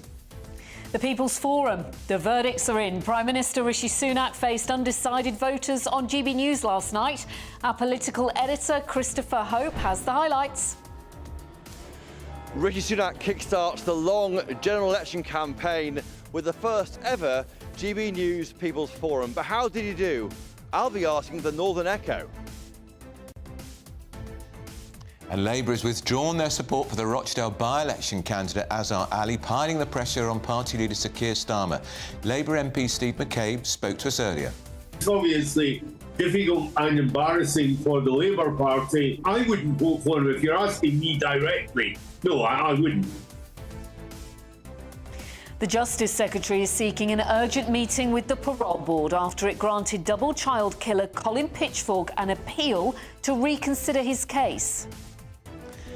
And Harry and Meghan, the rebrand. They've launched a new one-stop shop website before they jet off to Canada. They say it's an exciting development and you can keep track of all their activities. Our royal correspondent, Cameron Walker, he's got more.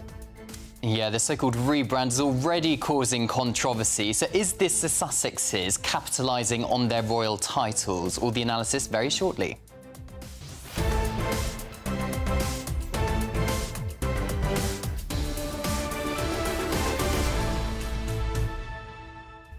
Lots of you getting in touch about Rishi Sunak's performance last night here on GB News. Thank you. I think he did all right. I think he did all right. Keep your thoughts coming in. And we're also, because it's Shrove Tuesday, we're getting people sending in their pancake recipes. So thank you very much for those. And no more jokes from Pip Thompson.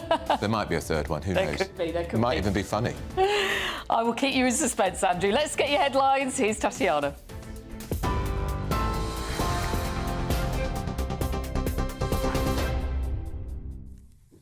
Pip, thank you very much. 2 minutes past 11, your top stories from the GB Newsroom.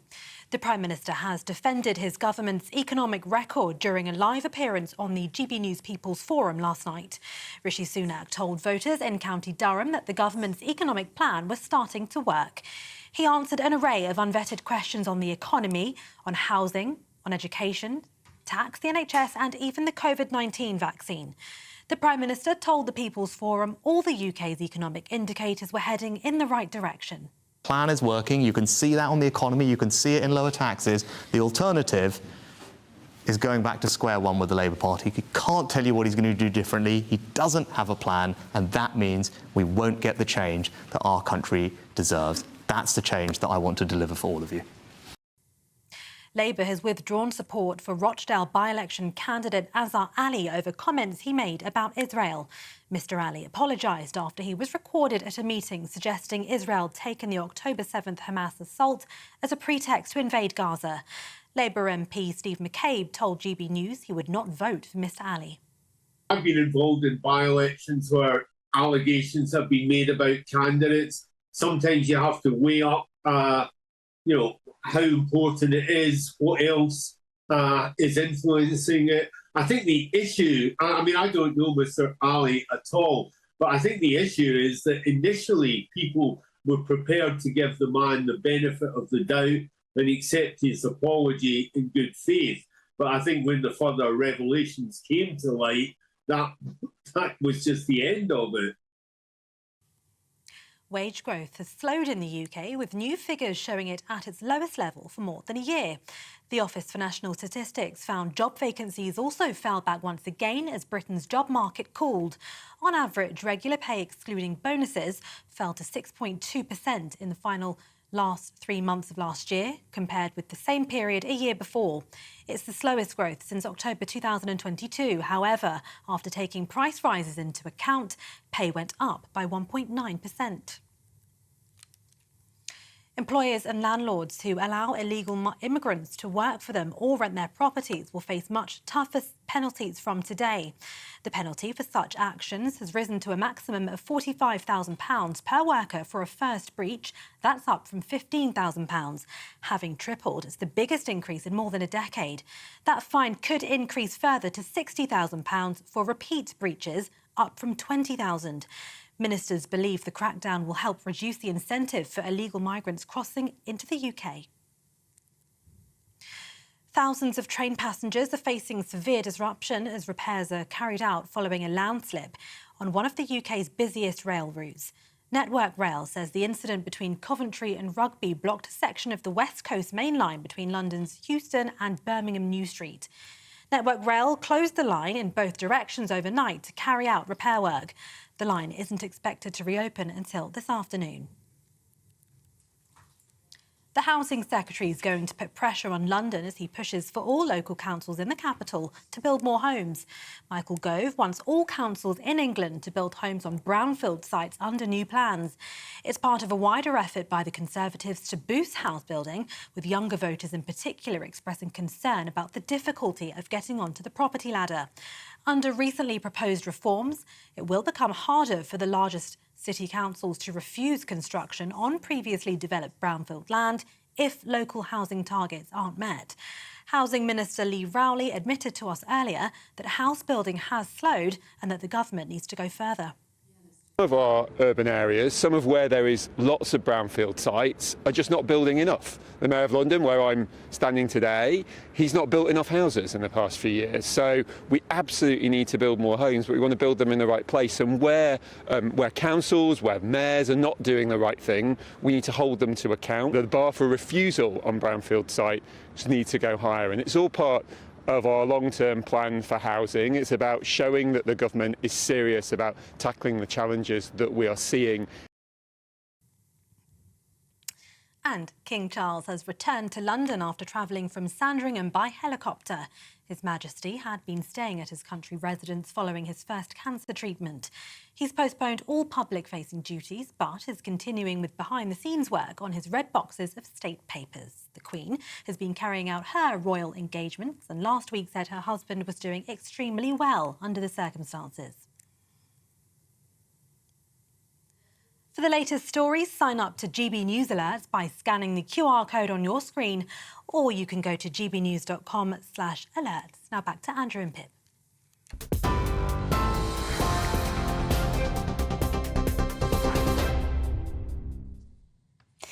Thank you very much, Tatiana. Welcome back to Britain's Newsroom. The election year has kicked off, of course, with Rishi Sunak facing undecided voters during GB News' People's Forum last night. What did you make of it? Well, they asked the Prime Minister's questions ranging from immigration to vaccines, but he stuck to his main message throughout. The party hasn't changed. It's not change, it's a con, right? And that's what you have to remember. A vote for anyone who's not me, who's not your Conservative candidate, is a vote to put him with his values and his party in power.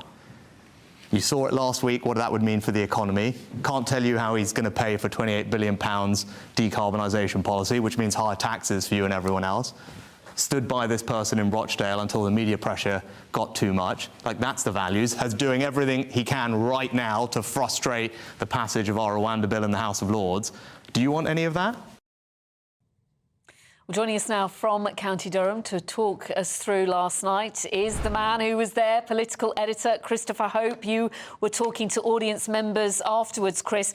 And to be fair, it reflects very much what we're seeing this morning from our viewers and listeners, a real mixed bag. Some people saying he was great, talking without notes, unscripted. Other people saying he wasn't challenged enough. What do you make of it from what you heard? Do you think Rishi Sunak has improved the opinion of voters? Yeah, morning, Pip. Morning, Andrew. Yeah, I think it has worked for number 10. We did a straw poll at the end, literally involving lolly sticks going into boxes, saying, "What do you think, audience?" because they were undecided. 50%, half of them, said they vote Tory now, having seen him in the flesh, in action. 36% undecided, 14% vote for a different party. So for number 10, that's probably a win because they've managed to convince half the audience to back him. The idea of the People's Forum, the first time ever tried in this country, is to take a journalist away, take us clever clogs out the way and give it to the people to ask their questions. And I thought that was fascinating, the range of questions we had asked of the PM, from the NHS to someone affected by the safety of the COVID vaccine. And the PM wasn't tetchy. Maybe the end of his fast. Don't forget, his first meal was this morning since Sunday night, Andrew. Don't forget that. You're talking about pancakes all day. Well, he hadn't had his pancakes last night with the PM, and yet I think he answered the questions with equanimity and did show the decency in him, which everyone knows is there. And he's got this passion for dealing with small boats, maybe on taxation. That wasn't really asked till he asked that question. It was fascinating. But with me now, I've got Chris Lloyd, who's the chief political commentator from his view on what happened last night. Chris Lloyd, what's your verdict? Well, I was amazed by the myriad of questions, everything from, as you were saying, the NHS to funding of the arts in Bridlington, I think it was. It's surprising what wasn't asked as well.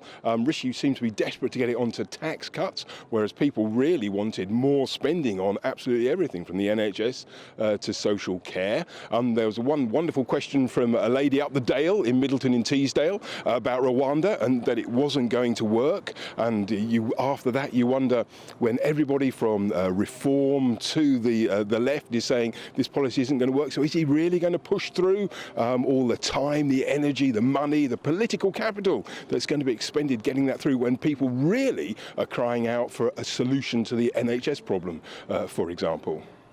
Chris Lloyd, in your 3 decades at the Northern Echo, were you surprised by the range of questions? We often get one view of the world from London, but I think I was really surprised by just the breadth. Yes, I think so, and people are looking for solutions as well, aren't they?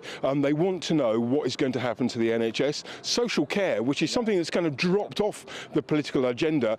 Theresa May had a plan, she said. Boris Johnson had a plan, so he said. Does Rishi Sunak have a plan? Well, we didn't hear anything last night, but that's what people want addressed. Yeah, fascinating. That was one overlooked area, but he had no real answer at all, did he, Mr. Sunak? NHS came up, and of course he did repeat how his mother was a pharmacist, dad was a GP. That'll become a bit of a joke, as in often repeated line from the PM this year. Got personal too, didn't it? He had said that Keir Starmer's going after his parents for sending him to private school. Do you think that works? I'm not sure.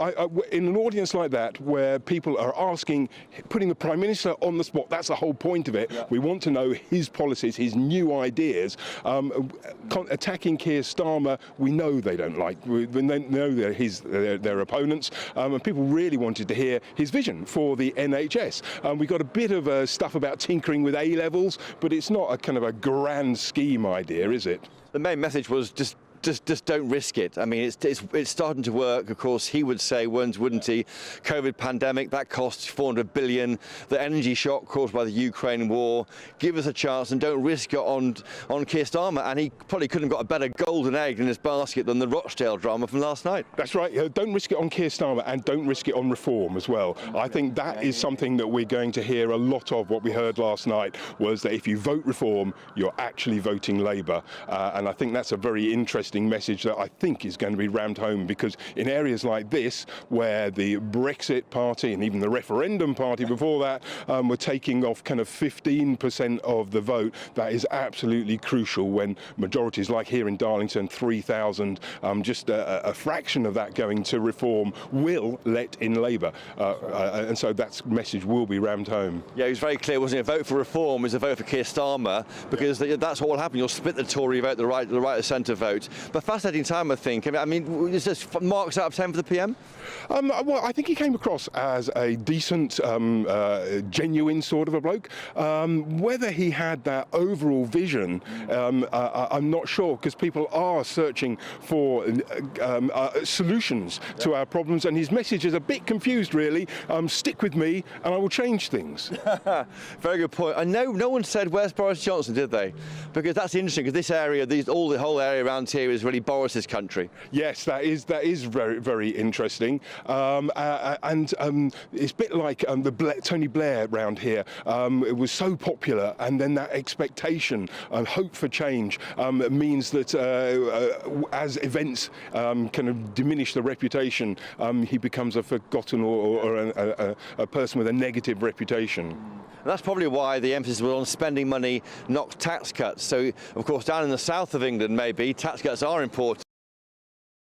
They want the money spent. This area is applying for money from Levelling Up Fund and can't get hold of it. The most popular Conservative politician here in the Tees Valley area is Ben Houchin, the mayor who got name-checked several times last night, and he is spending. He has nationalised a failing airport. He's spending £500 million on Europe's largest brownfield site, which is not without controversy, turning it round and trying to create jobs there. That's the pragmatic, interventionist sort of policies that Conservative voters, I think, in this sort of area have liked from the Johnson days. Well, Chris Lloyd there from the Northern Echo, with a view from one of the greatest newspapers in the world, the Northern Echo. And he's saying, marks out of 10, did OK, Mr Sunak. Let's see whether Sir Keir Starmer will accept our invitation. He has to, Chris, he has to. Thanks for joining us. That's Chris Hope, our political editor in County Durham. And there'll be more on the People's Forum throughout the day and the programme, because lots of people have been getting in touch. Neil says, we know you're watching Downing Street and listening Downing Street. Neil says, I think Rishi Sunak did really well last night. He's definitely won my vote. But, John, good morning. Dull and just stock answers from him. Expected better, have to do far better to win an election. And Sandra, hello to you. Why did no one ask him about giving Britain back self-respect? For example, paying out to Windrush families, contaminated blood survivors and postmasters and mistresses. We're not a country to be proud. And the postmaster scandal is a terrible scandal, and the infected blood is also a terrible scandal. Well, the postmaster scandal went back to the coalition government, but the infected blood goes back to the 70s. And people are waiting for compensation, and many of whom, their families, it's too late. People have died already. I mean, so many questions didn't get asked, but then you only have an hour. And actually, an interesting point that Chris Hope made was there was no mention of Boris Johnson. Yeah, because there is... The Express put it on their front page the other day. Rishi Sunak, in the ITV documentary, opened the door just a little to come back for Boris, maybe in a campaigning role. Now, still to come. Harry and Meghan. Andrew is delirious about this conversation we're going to be having. They've branded their website using their Sussex title and royal crest. What do you think of that? Desperate, because they are. You're with Britain's Newsroom on GB News. I'm Christopher Hope. And I'm Gloria Di Piero, bringing you PMQ's Live here on GB News. Every Wednesday, we'll bring you live coverage of Prime Minister's questions when Rishi Sunak and Sir Keir Starmer go head-to-head in the House of Commons. We'll be asking our viewers and listeners to submit the questions that they would like to put to the Prime Minister, and we'll put that to our panel of top politicians in our Westminster studio. That's PMQ's Live here on GB News, Britain's election channel. Farage, Monday to Thursday from 7 p.m.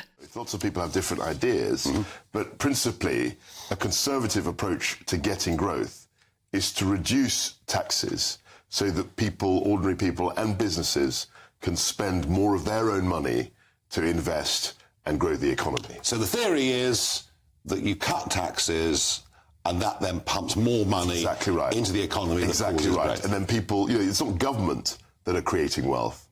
It's individuals, businessmen, companies that create wealth. It's the private sector that creates wealth, that the public sector then taxes and spends. I get the theory, but one of the criticisms of you, sure, and I think one of the criticisms actually of all political parties, is they appear to be incapable of cutting government spending. That's the key. I mean, and I think when I look back, is that we should have had a credible plan to reduce the increase in spending. Now, that's often a difficult concept to explain. But it's in line with inflation, etc. That's all right. So when you're slowing the increase, it means, one year you spend £100 and the next year you spend maybe £101 as opposed to going up to £110. So the actual level isn't going down, but you're slowing the increase. And that's very much what I tried to do. And actually, looking back, the one thing I wish I'd done, was to present a credible spending plan at the same time as the tax cuts that we announced. You had a go, it didn't work out for whatever reason, and that analysis will go on for some years to come. We have Jeremy Hunt there as Chancellor now, hinting quite strongly now there won't be any tax cuts, but the truth of it is, under 14 years of Conservatives, for a variety of reasons, the tax burden has risen. That's right. To the highest since the Attlee government way back in 80 years, 1951, whatever it is. 2024, a battleground year. The year the nation decides. As the parties gear up their campaigns for the next general election. Who will be left standing when the British people make one of the biggest decisions of their lives? Who will rise? And who will fall? Let's find out together. For every moment, the highs, the lows, the twists and turns. We'll be with you for every step of this journey. In 2024, GB News is Britain's election channel.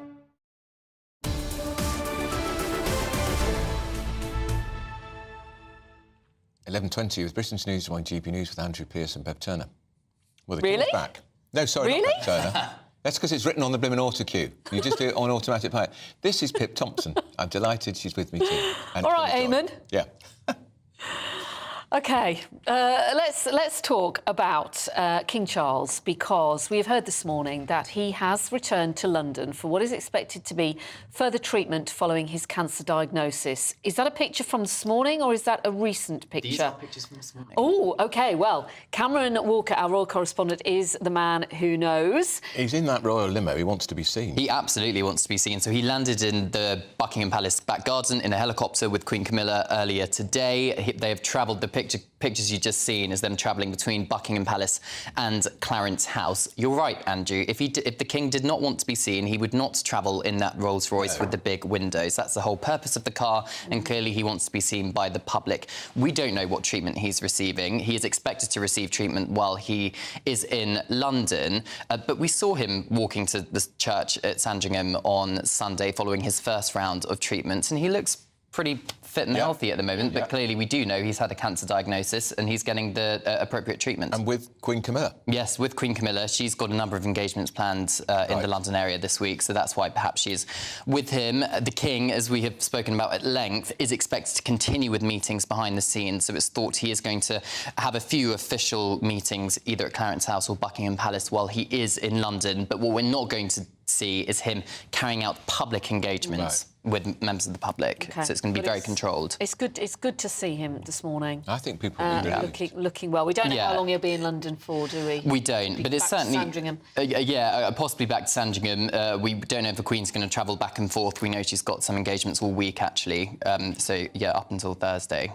OK. Let's talk then about Prince Harry and Meghan's website. This is Sussex.com. Now, I had a quick look and it still looks like a website in development to me, but what my eyes are also drawn to is this royal crest. Yes. Is that a problem, Cameron? So it's a lot of controversy about this crest. The crest you are seeing was one that was granted to Meghan by the Queen in 2018 following their wedding. So it's split in half. The right-hand side is Meghan's half. So that it's a black and white photograph you're seeing there. But if you see it in colour, it's representing the Pacific Ocean, the blue of California, the songbird emblem of communication and flowers native to California.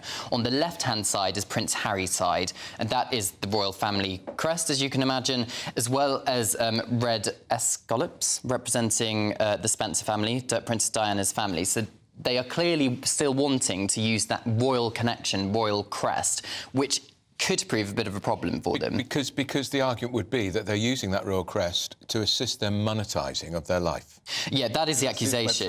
What his website's all about. Telling us how he's a best-selling author and all the rest of it. Yeah, and a source has told the Mail this morning that this could get the Sussexes into real trouble. If the royal title has a hint of commercialism, then they could well have to shut this website down. A source close to the Sussexes has told the Mail that Prince Harry and Meghan are the Duke and Duchess of Sussex. That's a fact. That's their surname. That's their name. But it's the crest, isn't it? It is the crest. But if you look back at what they agreed in 2020, Andrew, when they stepped back as working members of the royal family, what they agreed, the royal family and Harry and Meghan, was that they would not use the word royal for any commercial endeavours. What they didn't agree on was the word Sussex. And I suspect it's going to come down to the interpretation of the word royal or something around royal. Does the crest constitute a link to the royal family, which clearly can't be commercialised under British government law? They're rebranding because it was always about the Archewell Foundation before, but nobody knows what the Archewell Foundation is. But Sussex, as you know, he's the Duke of Sussex, she's the Duchess, very famous. Does this suggest that their money-making activities have stalled? Because we know they've lost the Spotify contract. A lot of talk that the Netflix contract won't be renewed. Quite possibly, and we saw them on a red carpet in Jamaica recently, trying to butter up the Paramount boss as well, suggesting perhaps they're looking towards a commercial deal there. We don't know is the honest truth. What we do know is that clearly the polls on both sides of the Atlantic are not favourable to the Duke and Duchess of Sussex at the moment. As you said, the Spotify deal was cancelled prematurely. Yeah. They still have Spotify, but the fact they are relaunching this website on the eve before Harry and Meghan are seen in public together at the Invictus Games in Canada, which starts tomorrow, it's hinting that they're starting to do a lot more public appearances at the same time that William and Catherine, for example, and the King and Queen, well, not the Queen, but they're all scaling back because of health scares. It looks very carefully timed. Yeah. I mean, it does talk about the Archewell Foundation here, Andrew, saying it's to serve communities in need. And at the Archewell Foundation, the Duke and Duchess are committed to their mission. Yeah, and it does link to their foundation, their charity arm of the Duke and Duchess's work, as well as Archewell Productions, which is their Netflix deal, Spotify and anything else they decide to do, plus, of course, their Sussex brand. So, yeah, it's all to play for. Fascinating, and we'll, of course, be covering the Invictus Games. We will be, yeah. Yeah. All right, that's Cameron Walker, who is our very good royal editor. You're going to spend this evening, aren't you, having a good old look at this website? I am. Having a good old read. Line by line. Now, the Labour MP, Steve McCabe, has told us here on GB News he would not vote for Azhar Ali after Labour withdrew support for him in the Rochdale by-election over his anti-Semitic comments. This is what Steve McCabe told us earlier.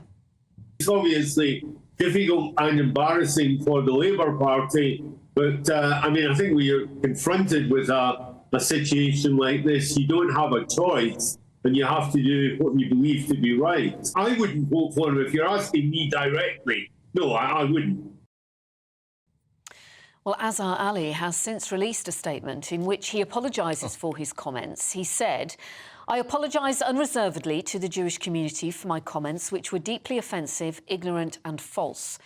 Hamas's horrific terror attack was the responsibility of Hamas alone, and they are still holding hostages who must be released. Well, we're joined now by the independent advisor to the government on anti-Semitism. He's the former Labour MP, Lord Mann, John Mann.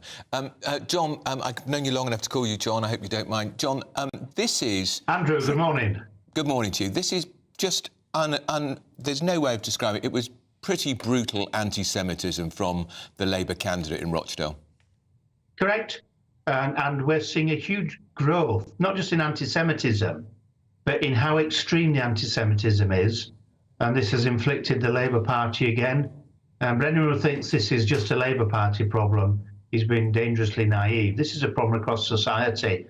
And, you know, my inbox, my daily work is full of firefighting on extreme anti-Semitism across the whole of the country, in all sectors of society. It's massively on the growth in Britain, and we need to get on top of it.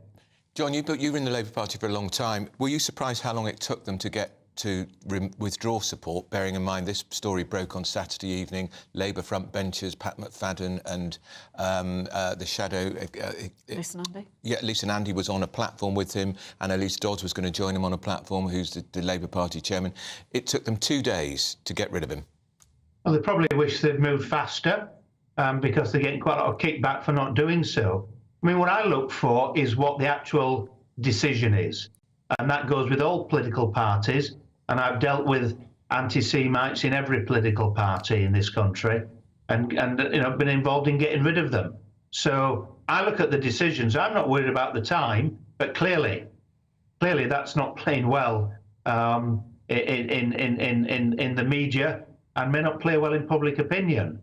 But I look at the decision, and this is a bold decision in my view. It's never happened before to remove a parliamentary candidate who's about to win a seat in a by-election.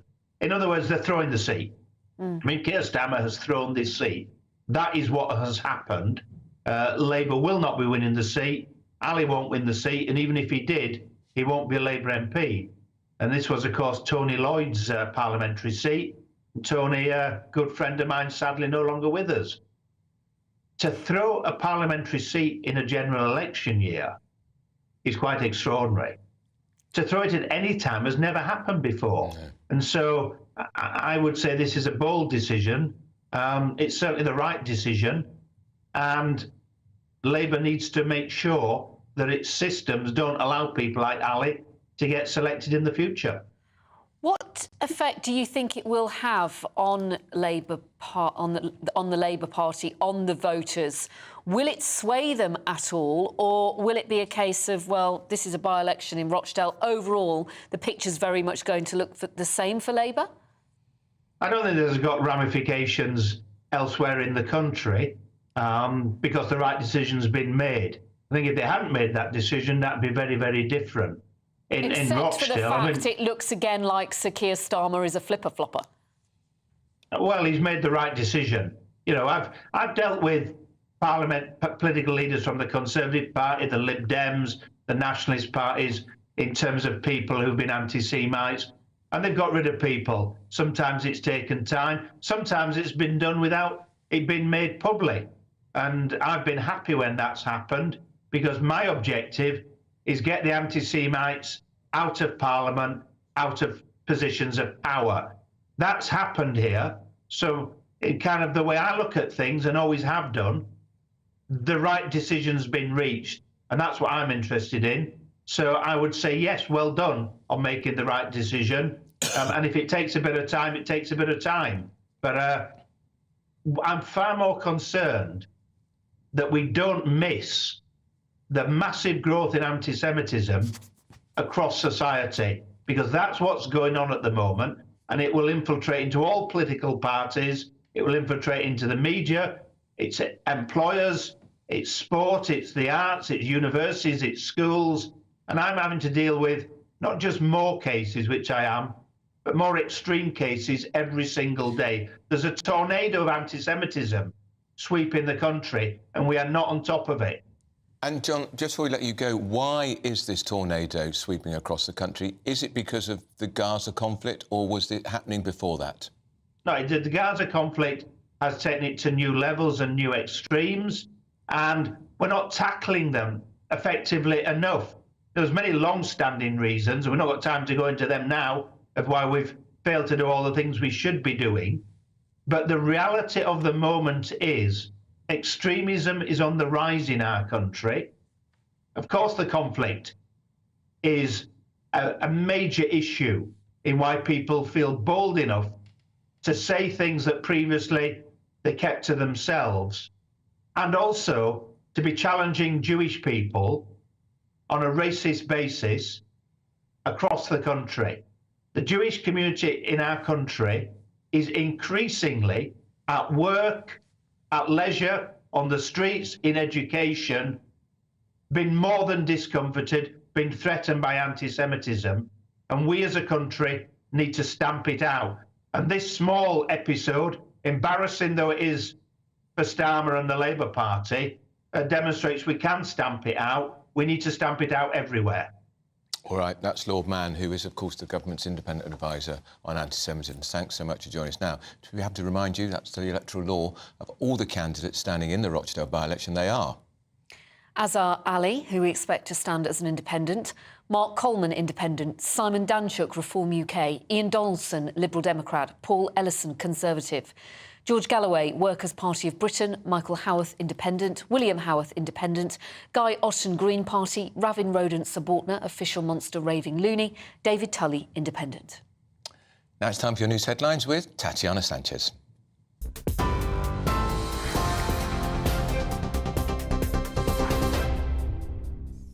Andrew, thank you. It's 11:33. These are your top stories from the GB Newsroom. The Prime Minister's defended his government's economic record during a live appearance on the GB News People's Forum last night.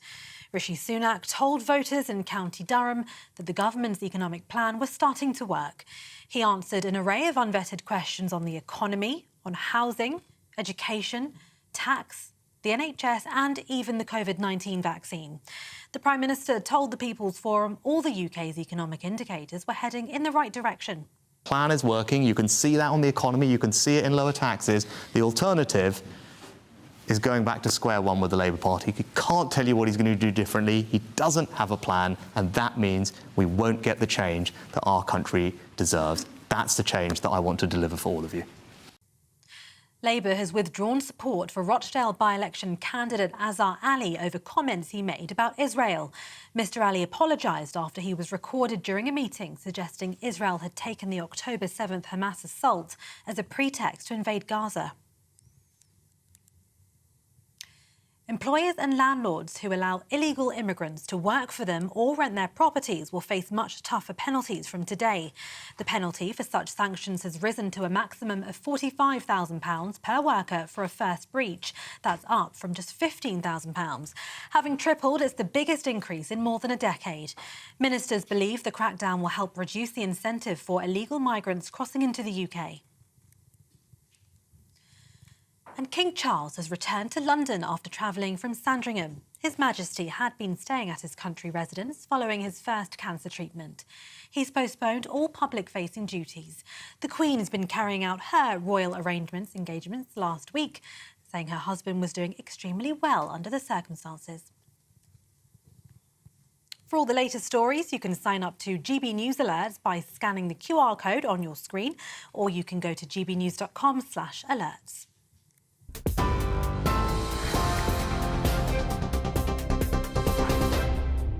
For exclusive, limited edition and rare gold coins that are always newsworthy, Rosalind Gold proudly sponsors the GB News Financial Report. Here's a quick snapshot of today's markets. The pound will buy you $1.2671 and €1.1759. The price of gold is currently £1,600 and 28 pence per ounce, and the FTSE 100 is at 7,558 points. Rosalind Gold proudly sponsors the GB News Financial Report. Up at noon, it's those two. Good afternoon, Britain, with Tom and Emily. What you're talking about this afternoon. Well, there's one big story, of course, and it's all in the wake of not just the smashingly successful GB News People's Forum last night, but all the news about that by-election in Rochdale. It's extraordinary. The Labour Party seems to have made misstep after misstep, U-turning on the 28 billion, U-turning on their candidates, supporting and then unsupporting, all the rest of it, and yet they're still miles ahead in the polls. We're going to be quizzing some Tory MPs about why on earth that is. Do you think people have made their mind up? I think to some extent a lot of people feel like every single question about what is wrong with society today is almost like perhaps the country felt in 2010. It's like wherever there's a problem, almost you've run out of chances to fix it. You've had 14 years. That's a perennial sort of refrain that's brought up in focus groups. Why haven't you fixed this? It's been 14 years. Do you know what, though? I'm not sure people have made up their mind.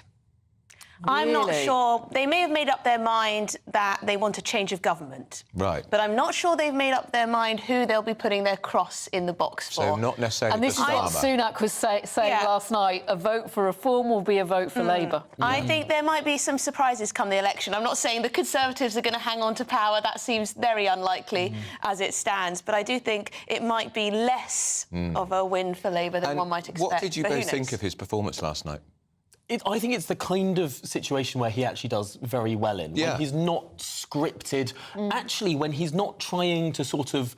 You know, at Prime Minister's questions, sometimes he tries the sort of rousing up the crowd behind him. He's not a natural orator in that way. He does one-to-one conversations quite well, but he doesn't... Boris Johnson could always stand at a lectern and say something that would get a roar, that would get a cheer. Rishi Sunak can't do that. He doesn't do that. But he can do, perhaps, a more personal connection. And I think we saw some more personal side to him last A little bit. He's not Mr. Personality, is he? And he does appear sometimes a tad out of touch when he's talking about his schooling and when he's talking about how making pharmacies do more work for GPs is going to transform the NHS. Although perhaps that sort of thing does seem a little bit, you know, you're making tiny changes at the edges, tinkering at the edges. But perhaps one of the most powerful moments last night is when he said, when he spoke about his family, said, you know, his parents came over with not very much. One became a GP, one started a pharmacy. They scrimped and they saved and they sent him to school with the help of a scholarship and all the rest of it. And when Keir Starmer's attacking his school, that's attacking his parents. And you really felt a bit of passion there. But I'm not sure a lot of people will buy that. I mean, just don't you know can be it's gonna cut aspirational through. for your children and not be able to afford private schools. So we're going to be having that debate a little bit and later. It is Winchester School, and I think the fees there are about £55,000 a year. Although that is the fees today. It wasn't the fees back then. I mean, ultimately, his parents weren't the most stupendously wealthy people in the world. But and of course, he repaid them. Yes. Didn't he? He repaid I did not know that. Yes, he did. But He I'm not repaid sure them. people like being told that they're not as aspirational for their children as his were. But maybe people disagree. Guys, we've got to go. Oh, sorry. Well, so much to talk about, so much. Looking forward to it. Right, for now, though, you are still with Britain's Newsroom on GB News. Stay with us, more to come. GB News, unlike other broadcasters, isn't obsessed with the London-Westminster bubble. We think there's a nation beyond the M25, and that's why we talk about the issues that matter across the land. Join me on State of the Nation, 8 to 9 o'clock, Monday to Thursday, on GB News. Daisy's listening, and you should too. Now then, Lee Anderson here. Join me on GB News on my show, The Real World, every Friday at 7 p.m. I'm not eating bloody cat. Are you Delicious. mental? Open your mouth. OK, here comes a train. Reminds me of the scene in Singing in the Rain. Adam, is that a good one? Whoa! Join me at 7 on GB News, Britain's news channel. Britain's Newsroom, weekday mornings from 9:30. Are you across this microaggression story? I'm across microaggressions. I'm also across XL bullies. You would not last 5 minutes. Oh, for God's So sake, basic- civil servants, give me strength. So civil servants have been taught not to roll their eyes. Something you do very well. We both do it quite a lot, actually. Because it's seen as an act of microaggression. This, by the way, this costs the taxpayer, this training, £160,000. What the hell is going on in our woke civil service? Who cares if someone rolls their eyes in exasperation? What the hell is going on in our civil service, full stop, if the way that civil servants are communicating with each other is rolling their eyes and looking at their phones? I mean, is the government being run by people who are essentially acting to each other like stroppy teenagers? But I'm all right with people because you see, I would be in defence of eye rolling. So me too. I couldn't care less. But do you know why? Because I want people to give me their genuine reaction, as long as it's not deeply offensive. But I want to know how people feel. And what they're being told here, civil servants are being taught, and of course this is an area of employment law because people are taking cases against their bosses who roll their eyes at them. They're saying they're being encouraged to say nothing and nod their heads to promote transparency and inclusion. Don't show what you really think, just nod your head. But I think that comes with then saying what you really think, and this is the key problem, and what these courses are trying to establish. And I looked into some of them when I was researching this, and it's not saying hide what you're feeling. It's saying rather than huffing and puffing and rolling your eyes, if you've got a disagreement with someone, say I've got a disagreement with someone, because otherwise you can't have an effective workplace if people are sort of just passively aggressively huffing at each other. Why do these civil servants need to be taught this? Why do people need to be taught this? This is just normal discourse in a normal working day. You don't need a seminar on it. Good afternoon, Britain. Good afternoon, Britain. Join us, Tom and Emily, To find out what's happening in the heart of Westminster. and why it matters to you. Weekdays from midday, we bring you the most compelling stories from across the United Kingdom. And from your doorstep to our inbox. That's right, we want to hear from you. GB News, Britain's news channel.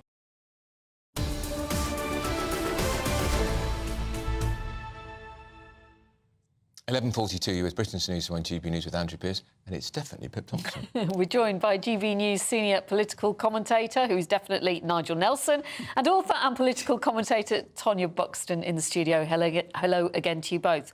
Right, we teased it earlier. Suella Braverman, former Home Secretary, she's been writing about these claims that the countryside is racist, Nigel. Yeah, it was. I mean, I found that report a bit weird, frankly. But who didn't? Yeah, it was the language that was used. It was things like, you know, colonial. Colonial was the other word. Be colonial.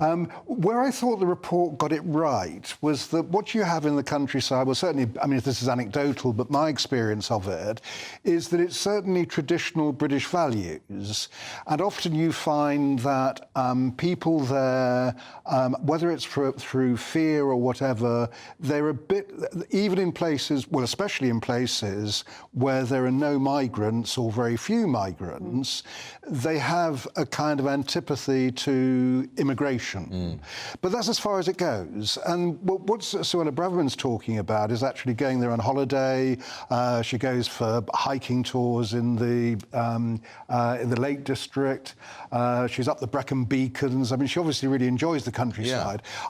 I can't imagine there would be any racism there, and she says she's never encountered it, which is probably right. She also says in that article that the worst racism she's endured has been in urban areas. Precisely, yeah. And the other, you know, the other point that she's making is that you shouldn't feel guilty for being white. Well, absolutely right. You shouldn't feel guilty for being black or Asian or whatever you are. So I think that she makes the point. It was the language that these people used in the report that I found went over the top. Yeah, it did. Although there's a certain truth underneath it, if you see what I mean. I just don't think there is a certain truth underneath it at all. I mean, these companies like the National Trust and the RSPCA and all these World Wildlife Fund, they're just race baiting.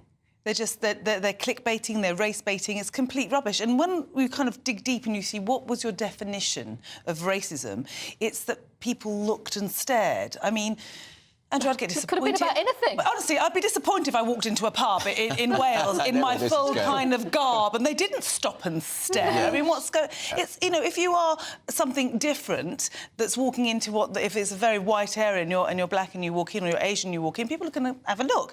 But in the village, you'll be stared at if you walk into a pub and you're a stranger. Absolutely. Yeah. In small villages. Not necessarily exactly.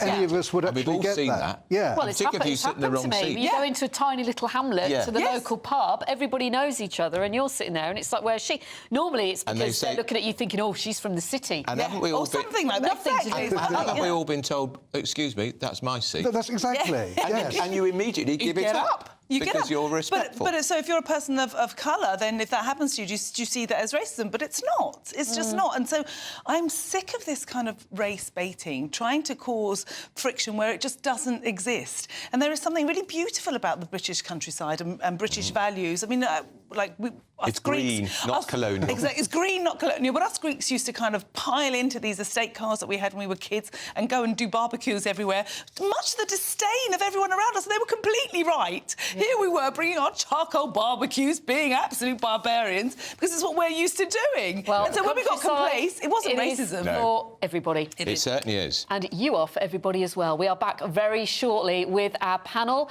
and talking about the latest trick migrants have been using to come to Britain. Here's a clue. They gate-crashed a school trip. Stay with us for the details. Really? Join us every night on GB News at 11 p.m. for Headliners, which is 3 top comedians going through the next day's news stories, which is exactly what you need, because when the establishment has gone crazy, you need some craziness to make sense of it. Headliners. You don't have to bother reading the newspaper. We've got it covered for you. Every night at 11 p.m. and repeated every morning at 5 a.m. We won't send you to sleep like some of the other paper review shows out there. So join us 11 p.m. every night on GB News. The People's Channel, Britain's news channel.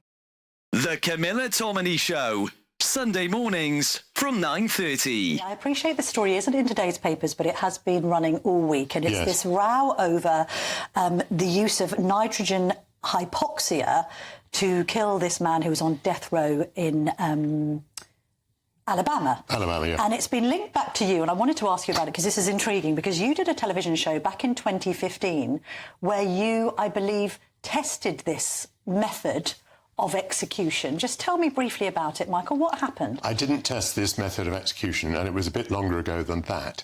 But what I did do was test hypoxia. So I tested various ways in which people are killed in the United States, and asked the question as to whether there was a more humane way of doing it. So I was put into hypoxic situations, for example, into a chamber run by the Netherlands Air Force, which simulated what happens if you're in an aircraft at 30,000 feet and suddenly the windows blow out. And what happened to me was that I was almost instantly rendered incapable. As an experiment, I was trying to play with children's toys, putting triangle shapes into triangle spaces, and I was quickly unable to do that. I was asked, what is 9 minus 5? And I said 5. And then the officer who was with me, the Air Force officer who was wearing an oxygen mask, said to me, Michael, put your mask on or you will die. And I was incapable of putting my own mask on. Now, this suggested that hypoxia was very fast acting, and that you had... Obviously, I was in no pain or anything like that. I was just completely unaware. By the way, this is why, if you're on an aircraft and it depressurizes, you must put your own mask on first.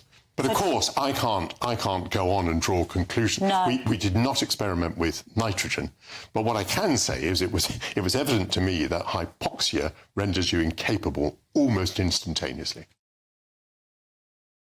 I think the most exciting bit for me is talking to people. People who I think are ignored often by the major news channels.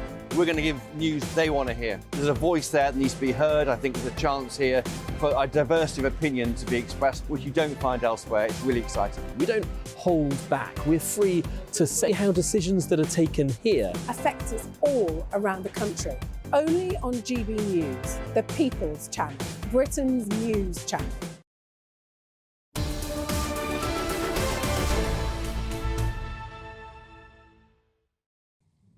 Welcome back. We are a channel for everyone, just like the countryside, and we are joined by GB News senior political commentator Nigel Nelson, again, and author and political commentator Tonya Buxton in the studio. Tonya, tell us about this school bus.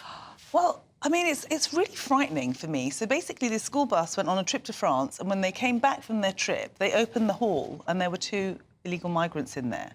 And as a parent, if I was going to go and pick up my children and I opened, there was a hall there, somebody in the hall, how do I know if they had explosives, if they wanted to harm my child, if they wanted to do something to my child? I mean, it's horrendous. Those people should have been arrested and deported immediately. They weren't. They weren't. Of course not. They were in some cushy hotel making sure they're getting their dentist checks and their health checks. Well, they need a health check, surely. I mean, why you want to check they're still alive? Well, let me tell you, I tried to get hold of my doctor this week, and I'm not going to get to see him till next week. I bet they get to see a doctor before I get to see I bet mine. you're right. So that's the point. And that's what infuriates people, That's what's infuriating. But also the safety of it. This is year 10 and year 11 kids. I mean, it's really frightening to have their things. I mean, they ended up that their luggage was covered in urine because obviously the guys had to relieve themselves within the hole. It's horrendous. And yet our government's going to do nothing about this. Britain does nothing about this. Nigel, what do you think? Well, I mean, you can't defend any of that anyway, that if people are sort of trying to get into the country that particular way. All I would say is the reason you don't deport them is where do you deport them to? To France, where they came from. But, well, were they French? Well, I don't care. That's where they came from. It doesn't matter. They came from a safe country. No, that's where they came from. We always sort of this argument comes back to let's send them back to France because it's a safe country. Yes, it's a safe country. It's where they came from. Yes, but so's Germany. So and it may well be they passed through Germany on their way to get to Calais. That's not our business. We know that for sure. Well, but they are not French. It is not France's responsibility to look after them. But it's not ours. And they're only well, hang on. The only reason they're in France, or the only reason they're in Calais, is not to go sightseeing. They're in Calais to try and get to Britain. Why do you think, Nigel, they want to come to Britain? They're in a safe country like France, not war-torn, no problems for themselves. Why is it you think they want to come to Britain? Well, it may well be because they've got relatives here. Oh, that's why. That's the reason that they were also, it's understood, not arrested because they were believed to be underage. Yeah. So is there not a responsibility there? Well, we've had a lot of lies told about their age. Well, if they are underage, Andrew, surely we have a responsibility. But how do we know their age? Because we've seen some so-called 14-year-olds in schools and they're 22. Exactly. We don't know. That's one of the first things they say is, I'm no, underage. but they are trying to test for that. I mean, you're absolutely right, Andrew. It's a difficult test to actually establish someone's age. But in fairness, that the Home Office do try and do that to establish what a migrant's age is. It's going to mean that coaches... We had all this before at the Channel Tunnel with people getting in the back of lorries and coaches. They're going to have to redouble the checks again now, aren't they? Well, it looks like it. I mean, bear in mind, the reason that the number of boats went up is because we actually had some success in stopping people getting into the back of lorries. Yes, we did. So now they try the boat route. But if they're going back the other way and saying, oh, well, let's see if we can get into the back of lorries or coaches or whatever, yes, we are going to have to redouble checks. Fascinating, isn't it? Should we just completely change gear and talk about pancakes? Yes, please. Award-winning chef. No, it's the perfect recipe. There's one of your cookbooks on our bookshelf over there. It's on the shelf. I'm an award-winning cook, and I was very upset that nobody was asking me about my pancake recipe, because pancakes I'm very upset you didn't bring us any in. Oh, you know what? I was thinking about it this morning. Next time. I'll bring you muffins next time. All right. But pancakes are really easy, and people keep overcomplicating them. It's basically a 1-2-3 recipe. 100 grams of flour, 2 eggs, medium-sized eggs, 300 millilitres of milk and a pinch of salt. You beat that together and you leave it stand for about 30 minutes and then your pancakes are ready to go. And I would use butter in the pan rather than anything else. Right. And you will get delicious pancakes. And you don't add oil to the batter rather than the pan? No, it doesn't need any batter. Some say you should. Some say they're wrong. Right. Well, if you say they're wrong, Tony, that's it. I think you're food, and it's very good. We shall give this a try later on tonight. You cooking the pancakes tonight, Nigel? I do the pancakes, that's my job. One of the few things I can cook. Enjoy your pancakes, everybody. You enjoy them as well. That is it from us. We're back tomorrow. On Valentine's Day. Britain's Newsroom. See you then. Labour Party chaos, with Keir Starmer's U-turn on his candidate following a U-turn on £28 billion of spending. We ask, what on earth is the Labour Party up to? And what do you think about this? Is £12 million for a cycle lane in Bradford worth it for the taxpayer? Tom thinks maybe it is. I think definitely not. Let us know what you think after the all-important weather. GBnews at gbnews.com. Looks like things are heating up. Boxed boilers, sponsors of weather on GB News. Hello again, Alex Burkill here with your latest GB News weather forecast. While some northern parts will have a decent amount of sunshine today, for many it is going to be a wet day. That's because we have a weather system pushing its way up from the southwest, and that means it's already been a pretty wet start to the day across southwestern parts in particular, and that rain is then going to feed northeastwards across much of England and Wales as we go through the rest of this afternoon. Across Northern Ireland, a decent amount of dry sunny weather, and also for parts of Scotland too. too, though watch out for some showers here and some strong blustery winds, particularly towards the far north. A bit of a north-south split in terms of our temperatures. Despite the sunshine, chilly across northern areas, much milder further south, highs of around 13 or 14 Celsius. Staying cloudy with some outbreaks of rain across much of England and Wales overnight, and that rain will then spread into Northern Ireland too. Meanwhile, across much of Scotland, holding on to those largely clear skies, and as a result, we are going to see temperatures here taking quite a drop. A harsh frost here, perhaps some icy patches. Meanwhile, elsewhere across the UK, it's a relatively mild start to the day tomorrow morning. The day itself, though, tomorrow looking again pretty grey and cloudy for many places. Further outbreaks of rain, and these could turn persistent for a time in the south, and some more persistent rain then pushing into parts of Scotland as well as we go through the afternoon. And this could bring some snow over the higher ground, though the far north of Scotland likely to stay dry and sunny at times, though rather chilly. Milder elsewhere, highs of around 15 Celsius. That warm feeling inside from Boxed Boilers, sponsors of weather on GB News.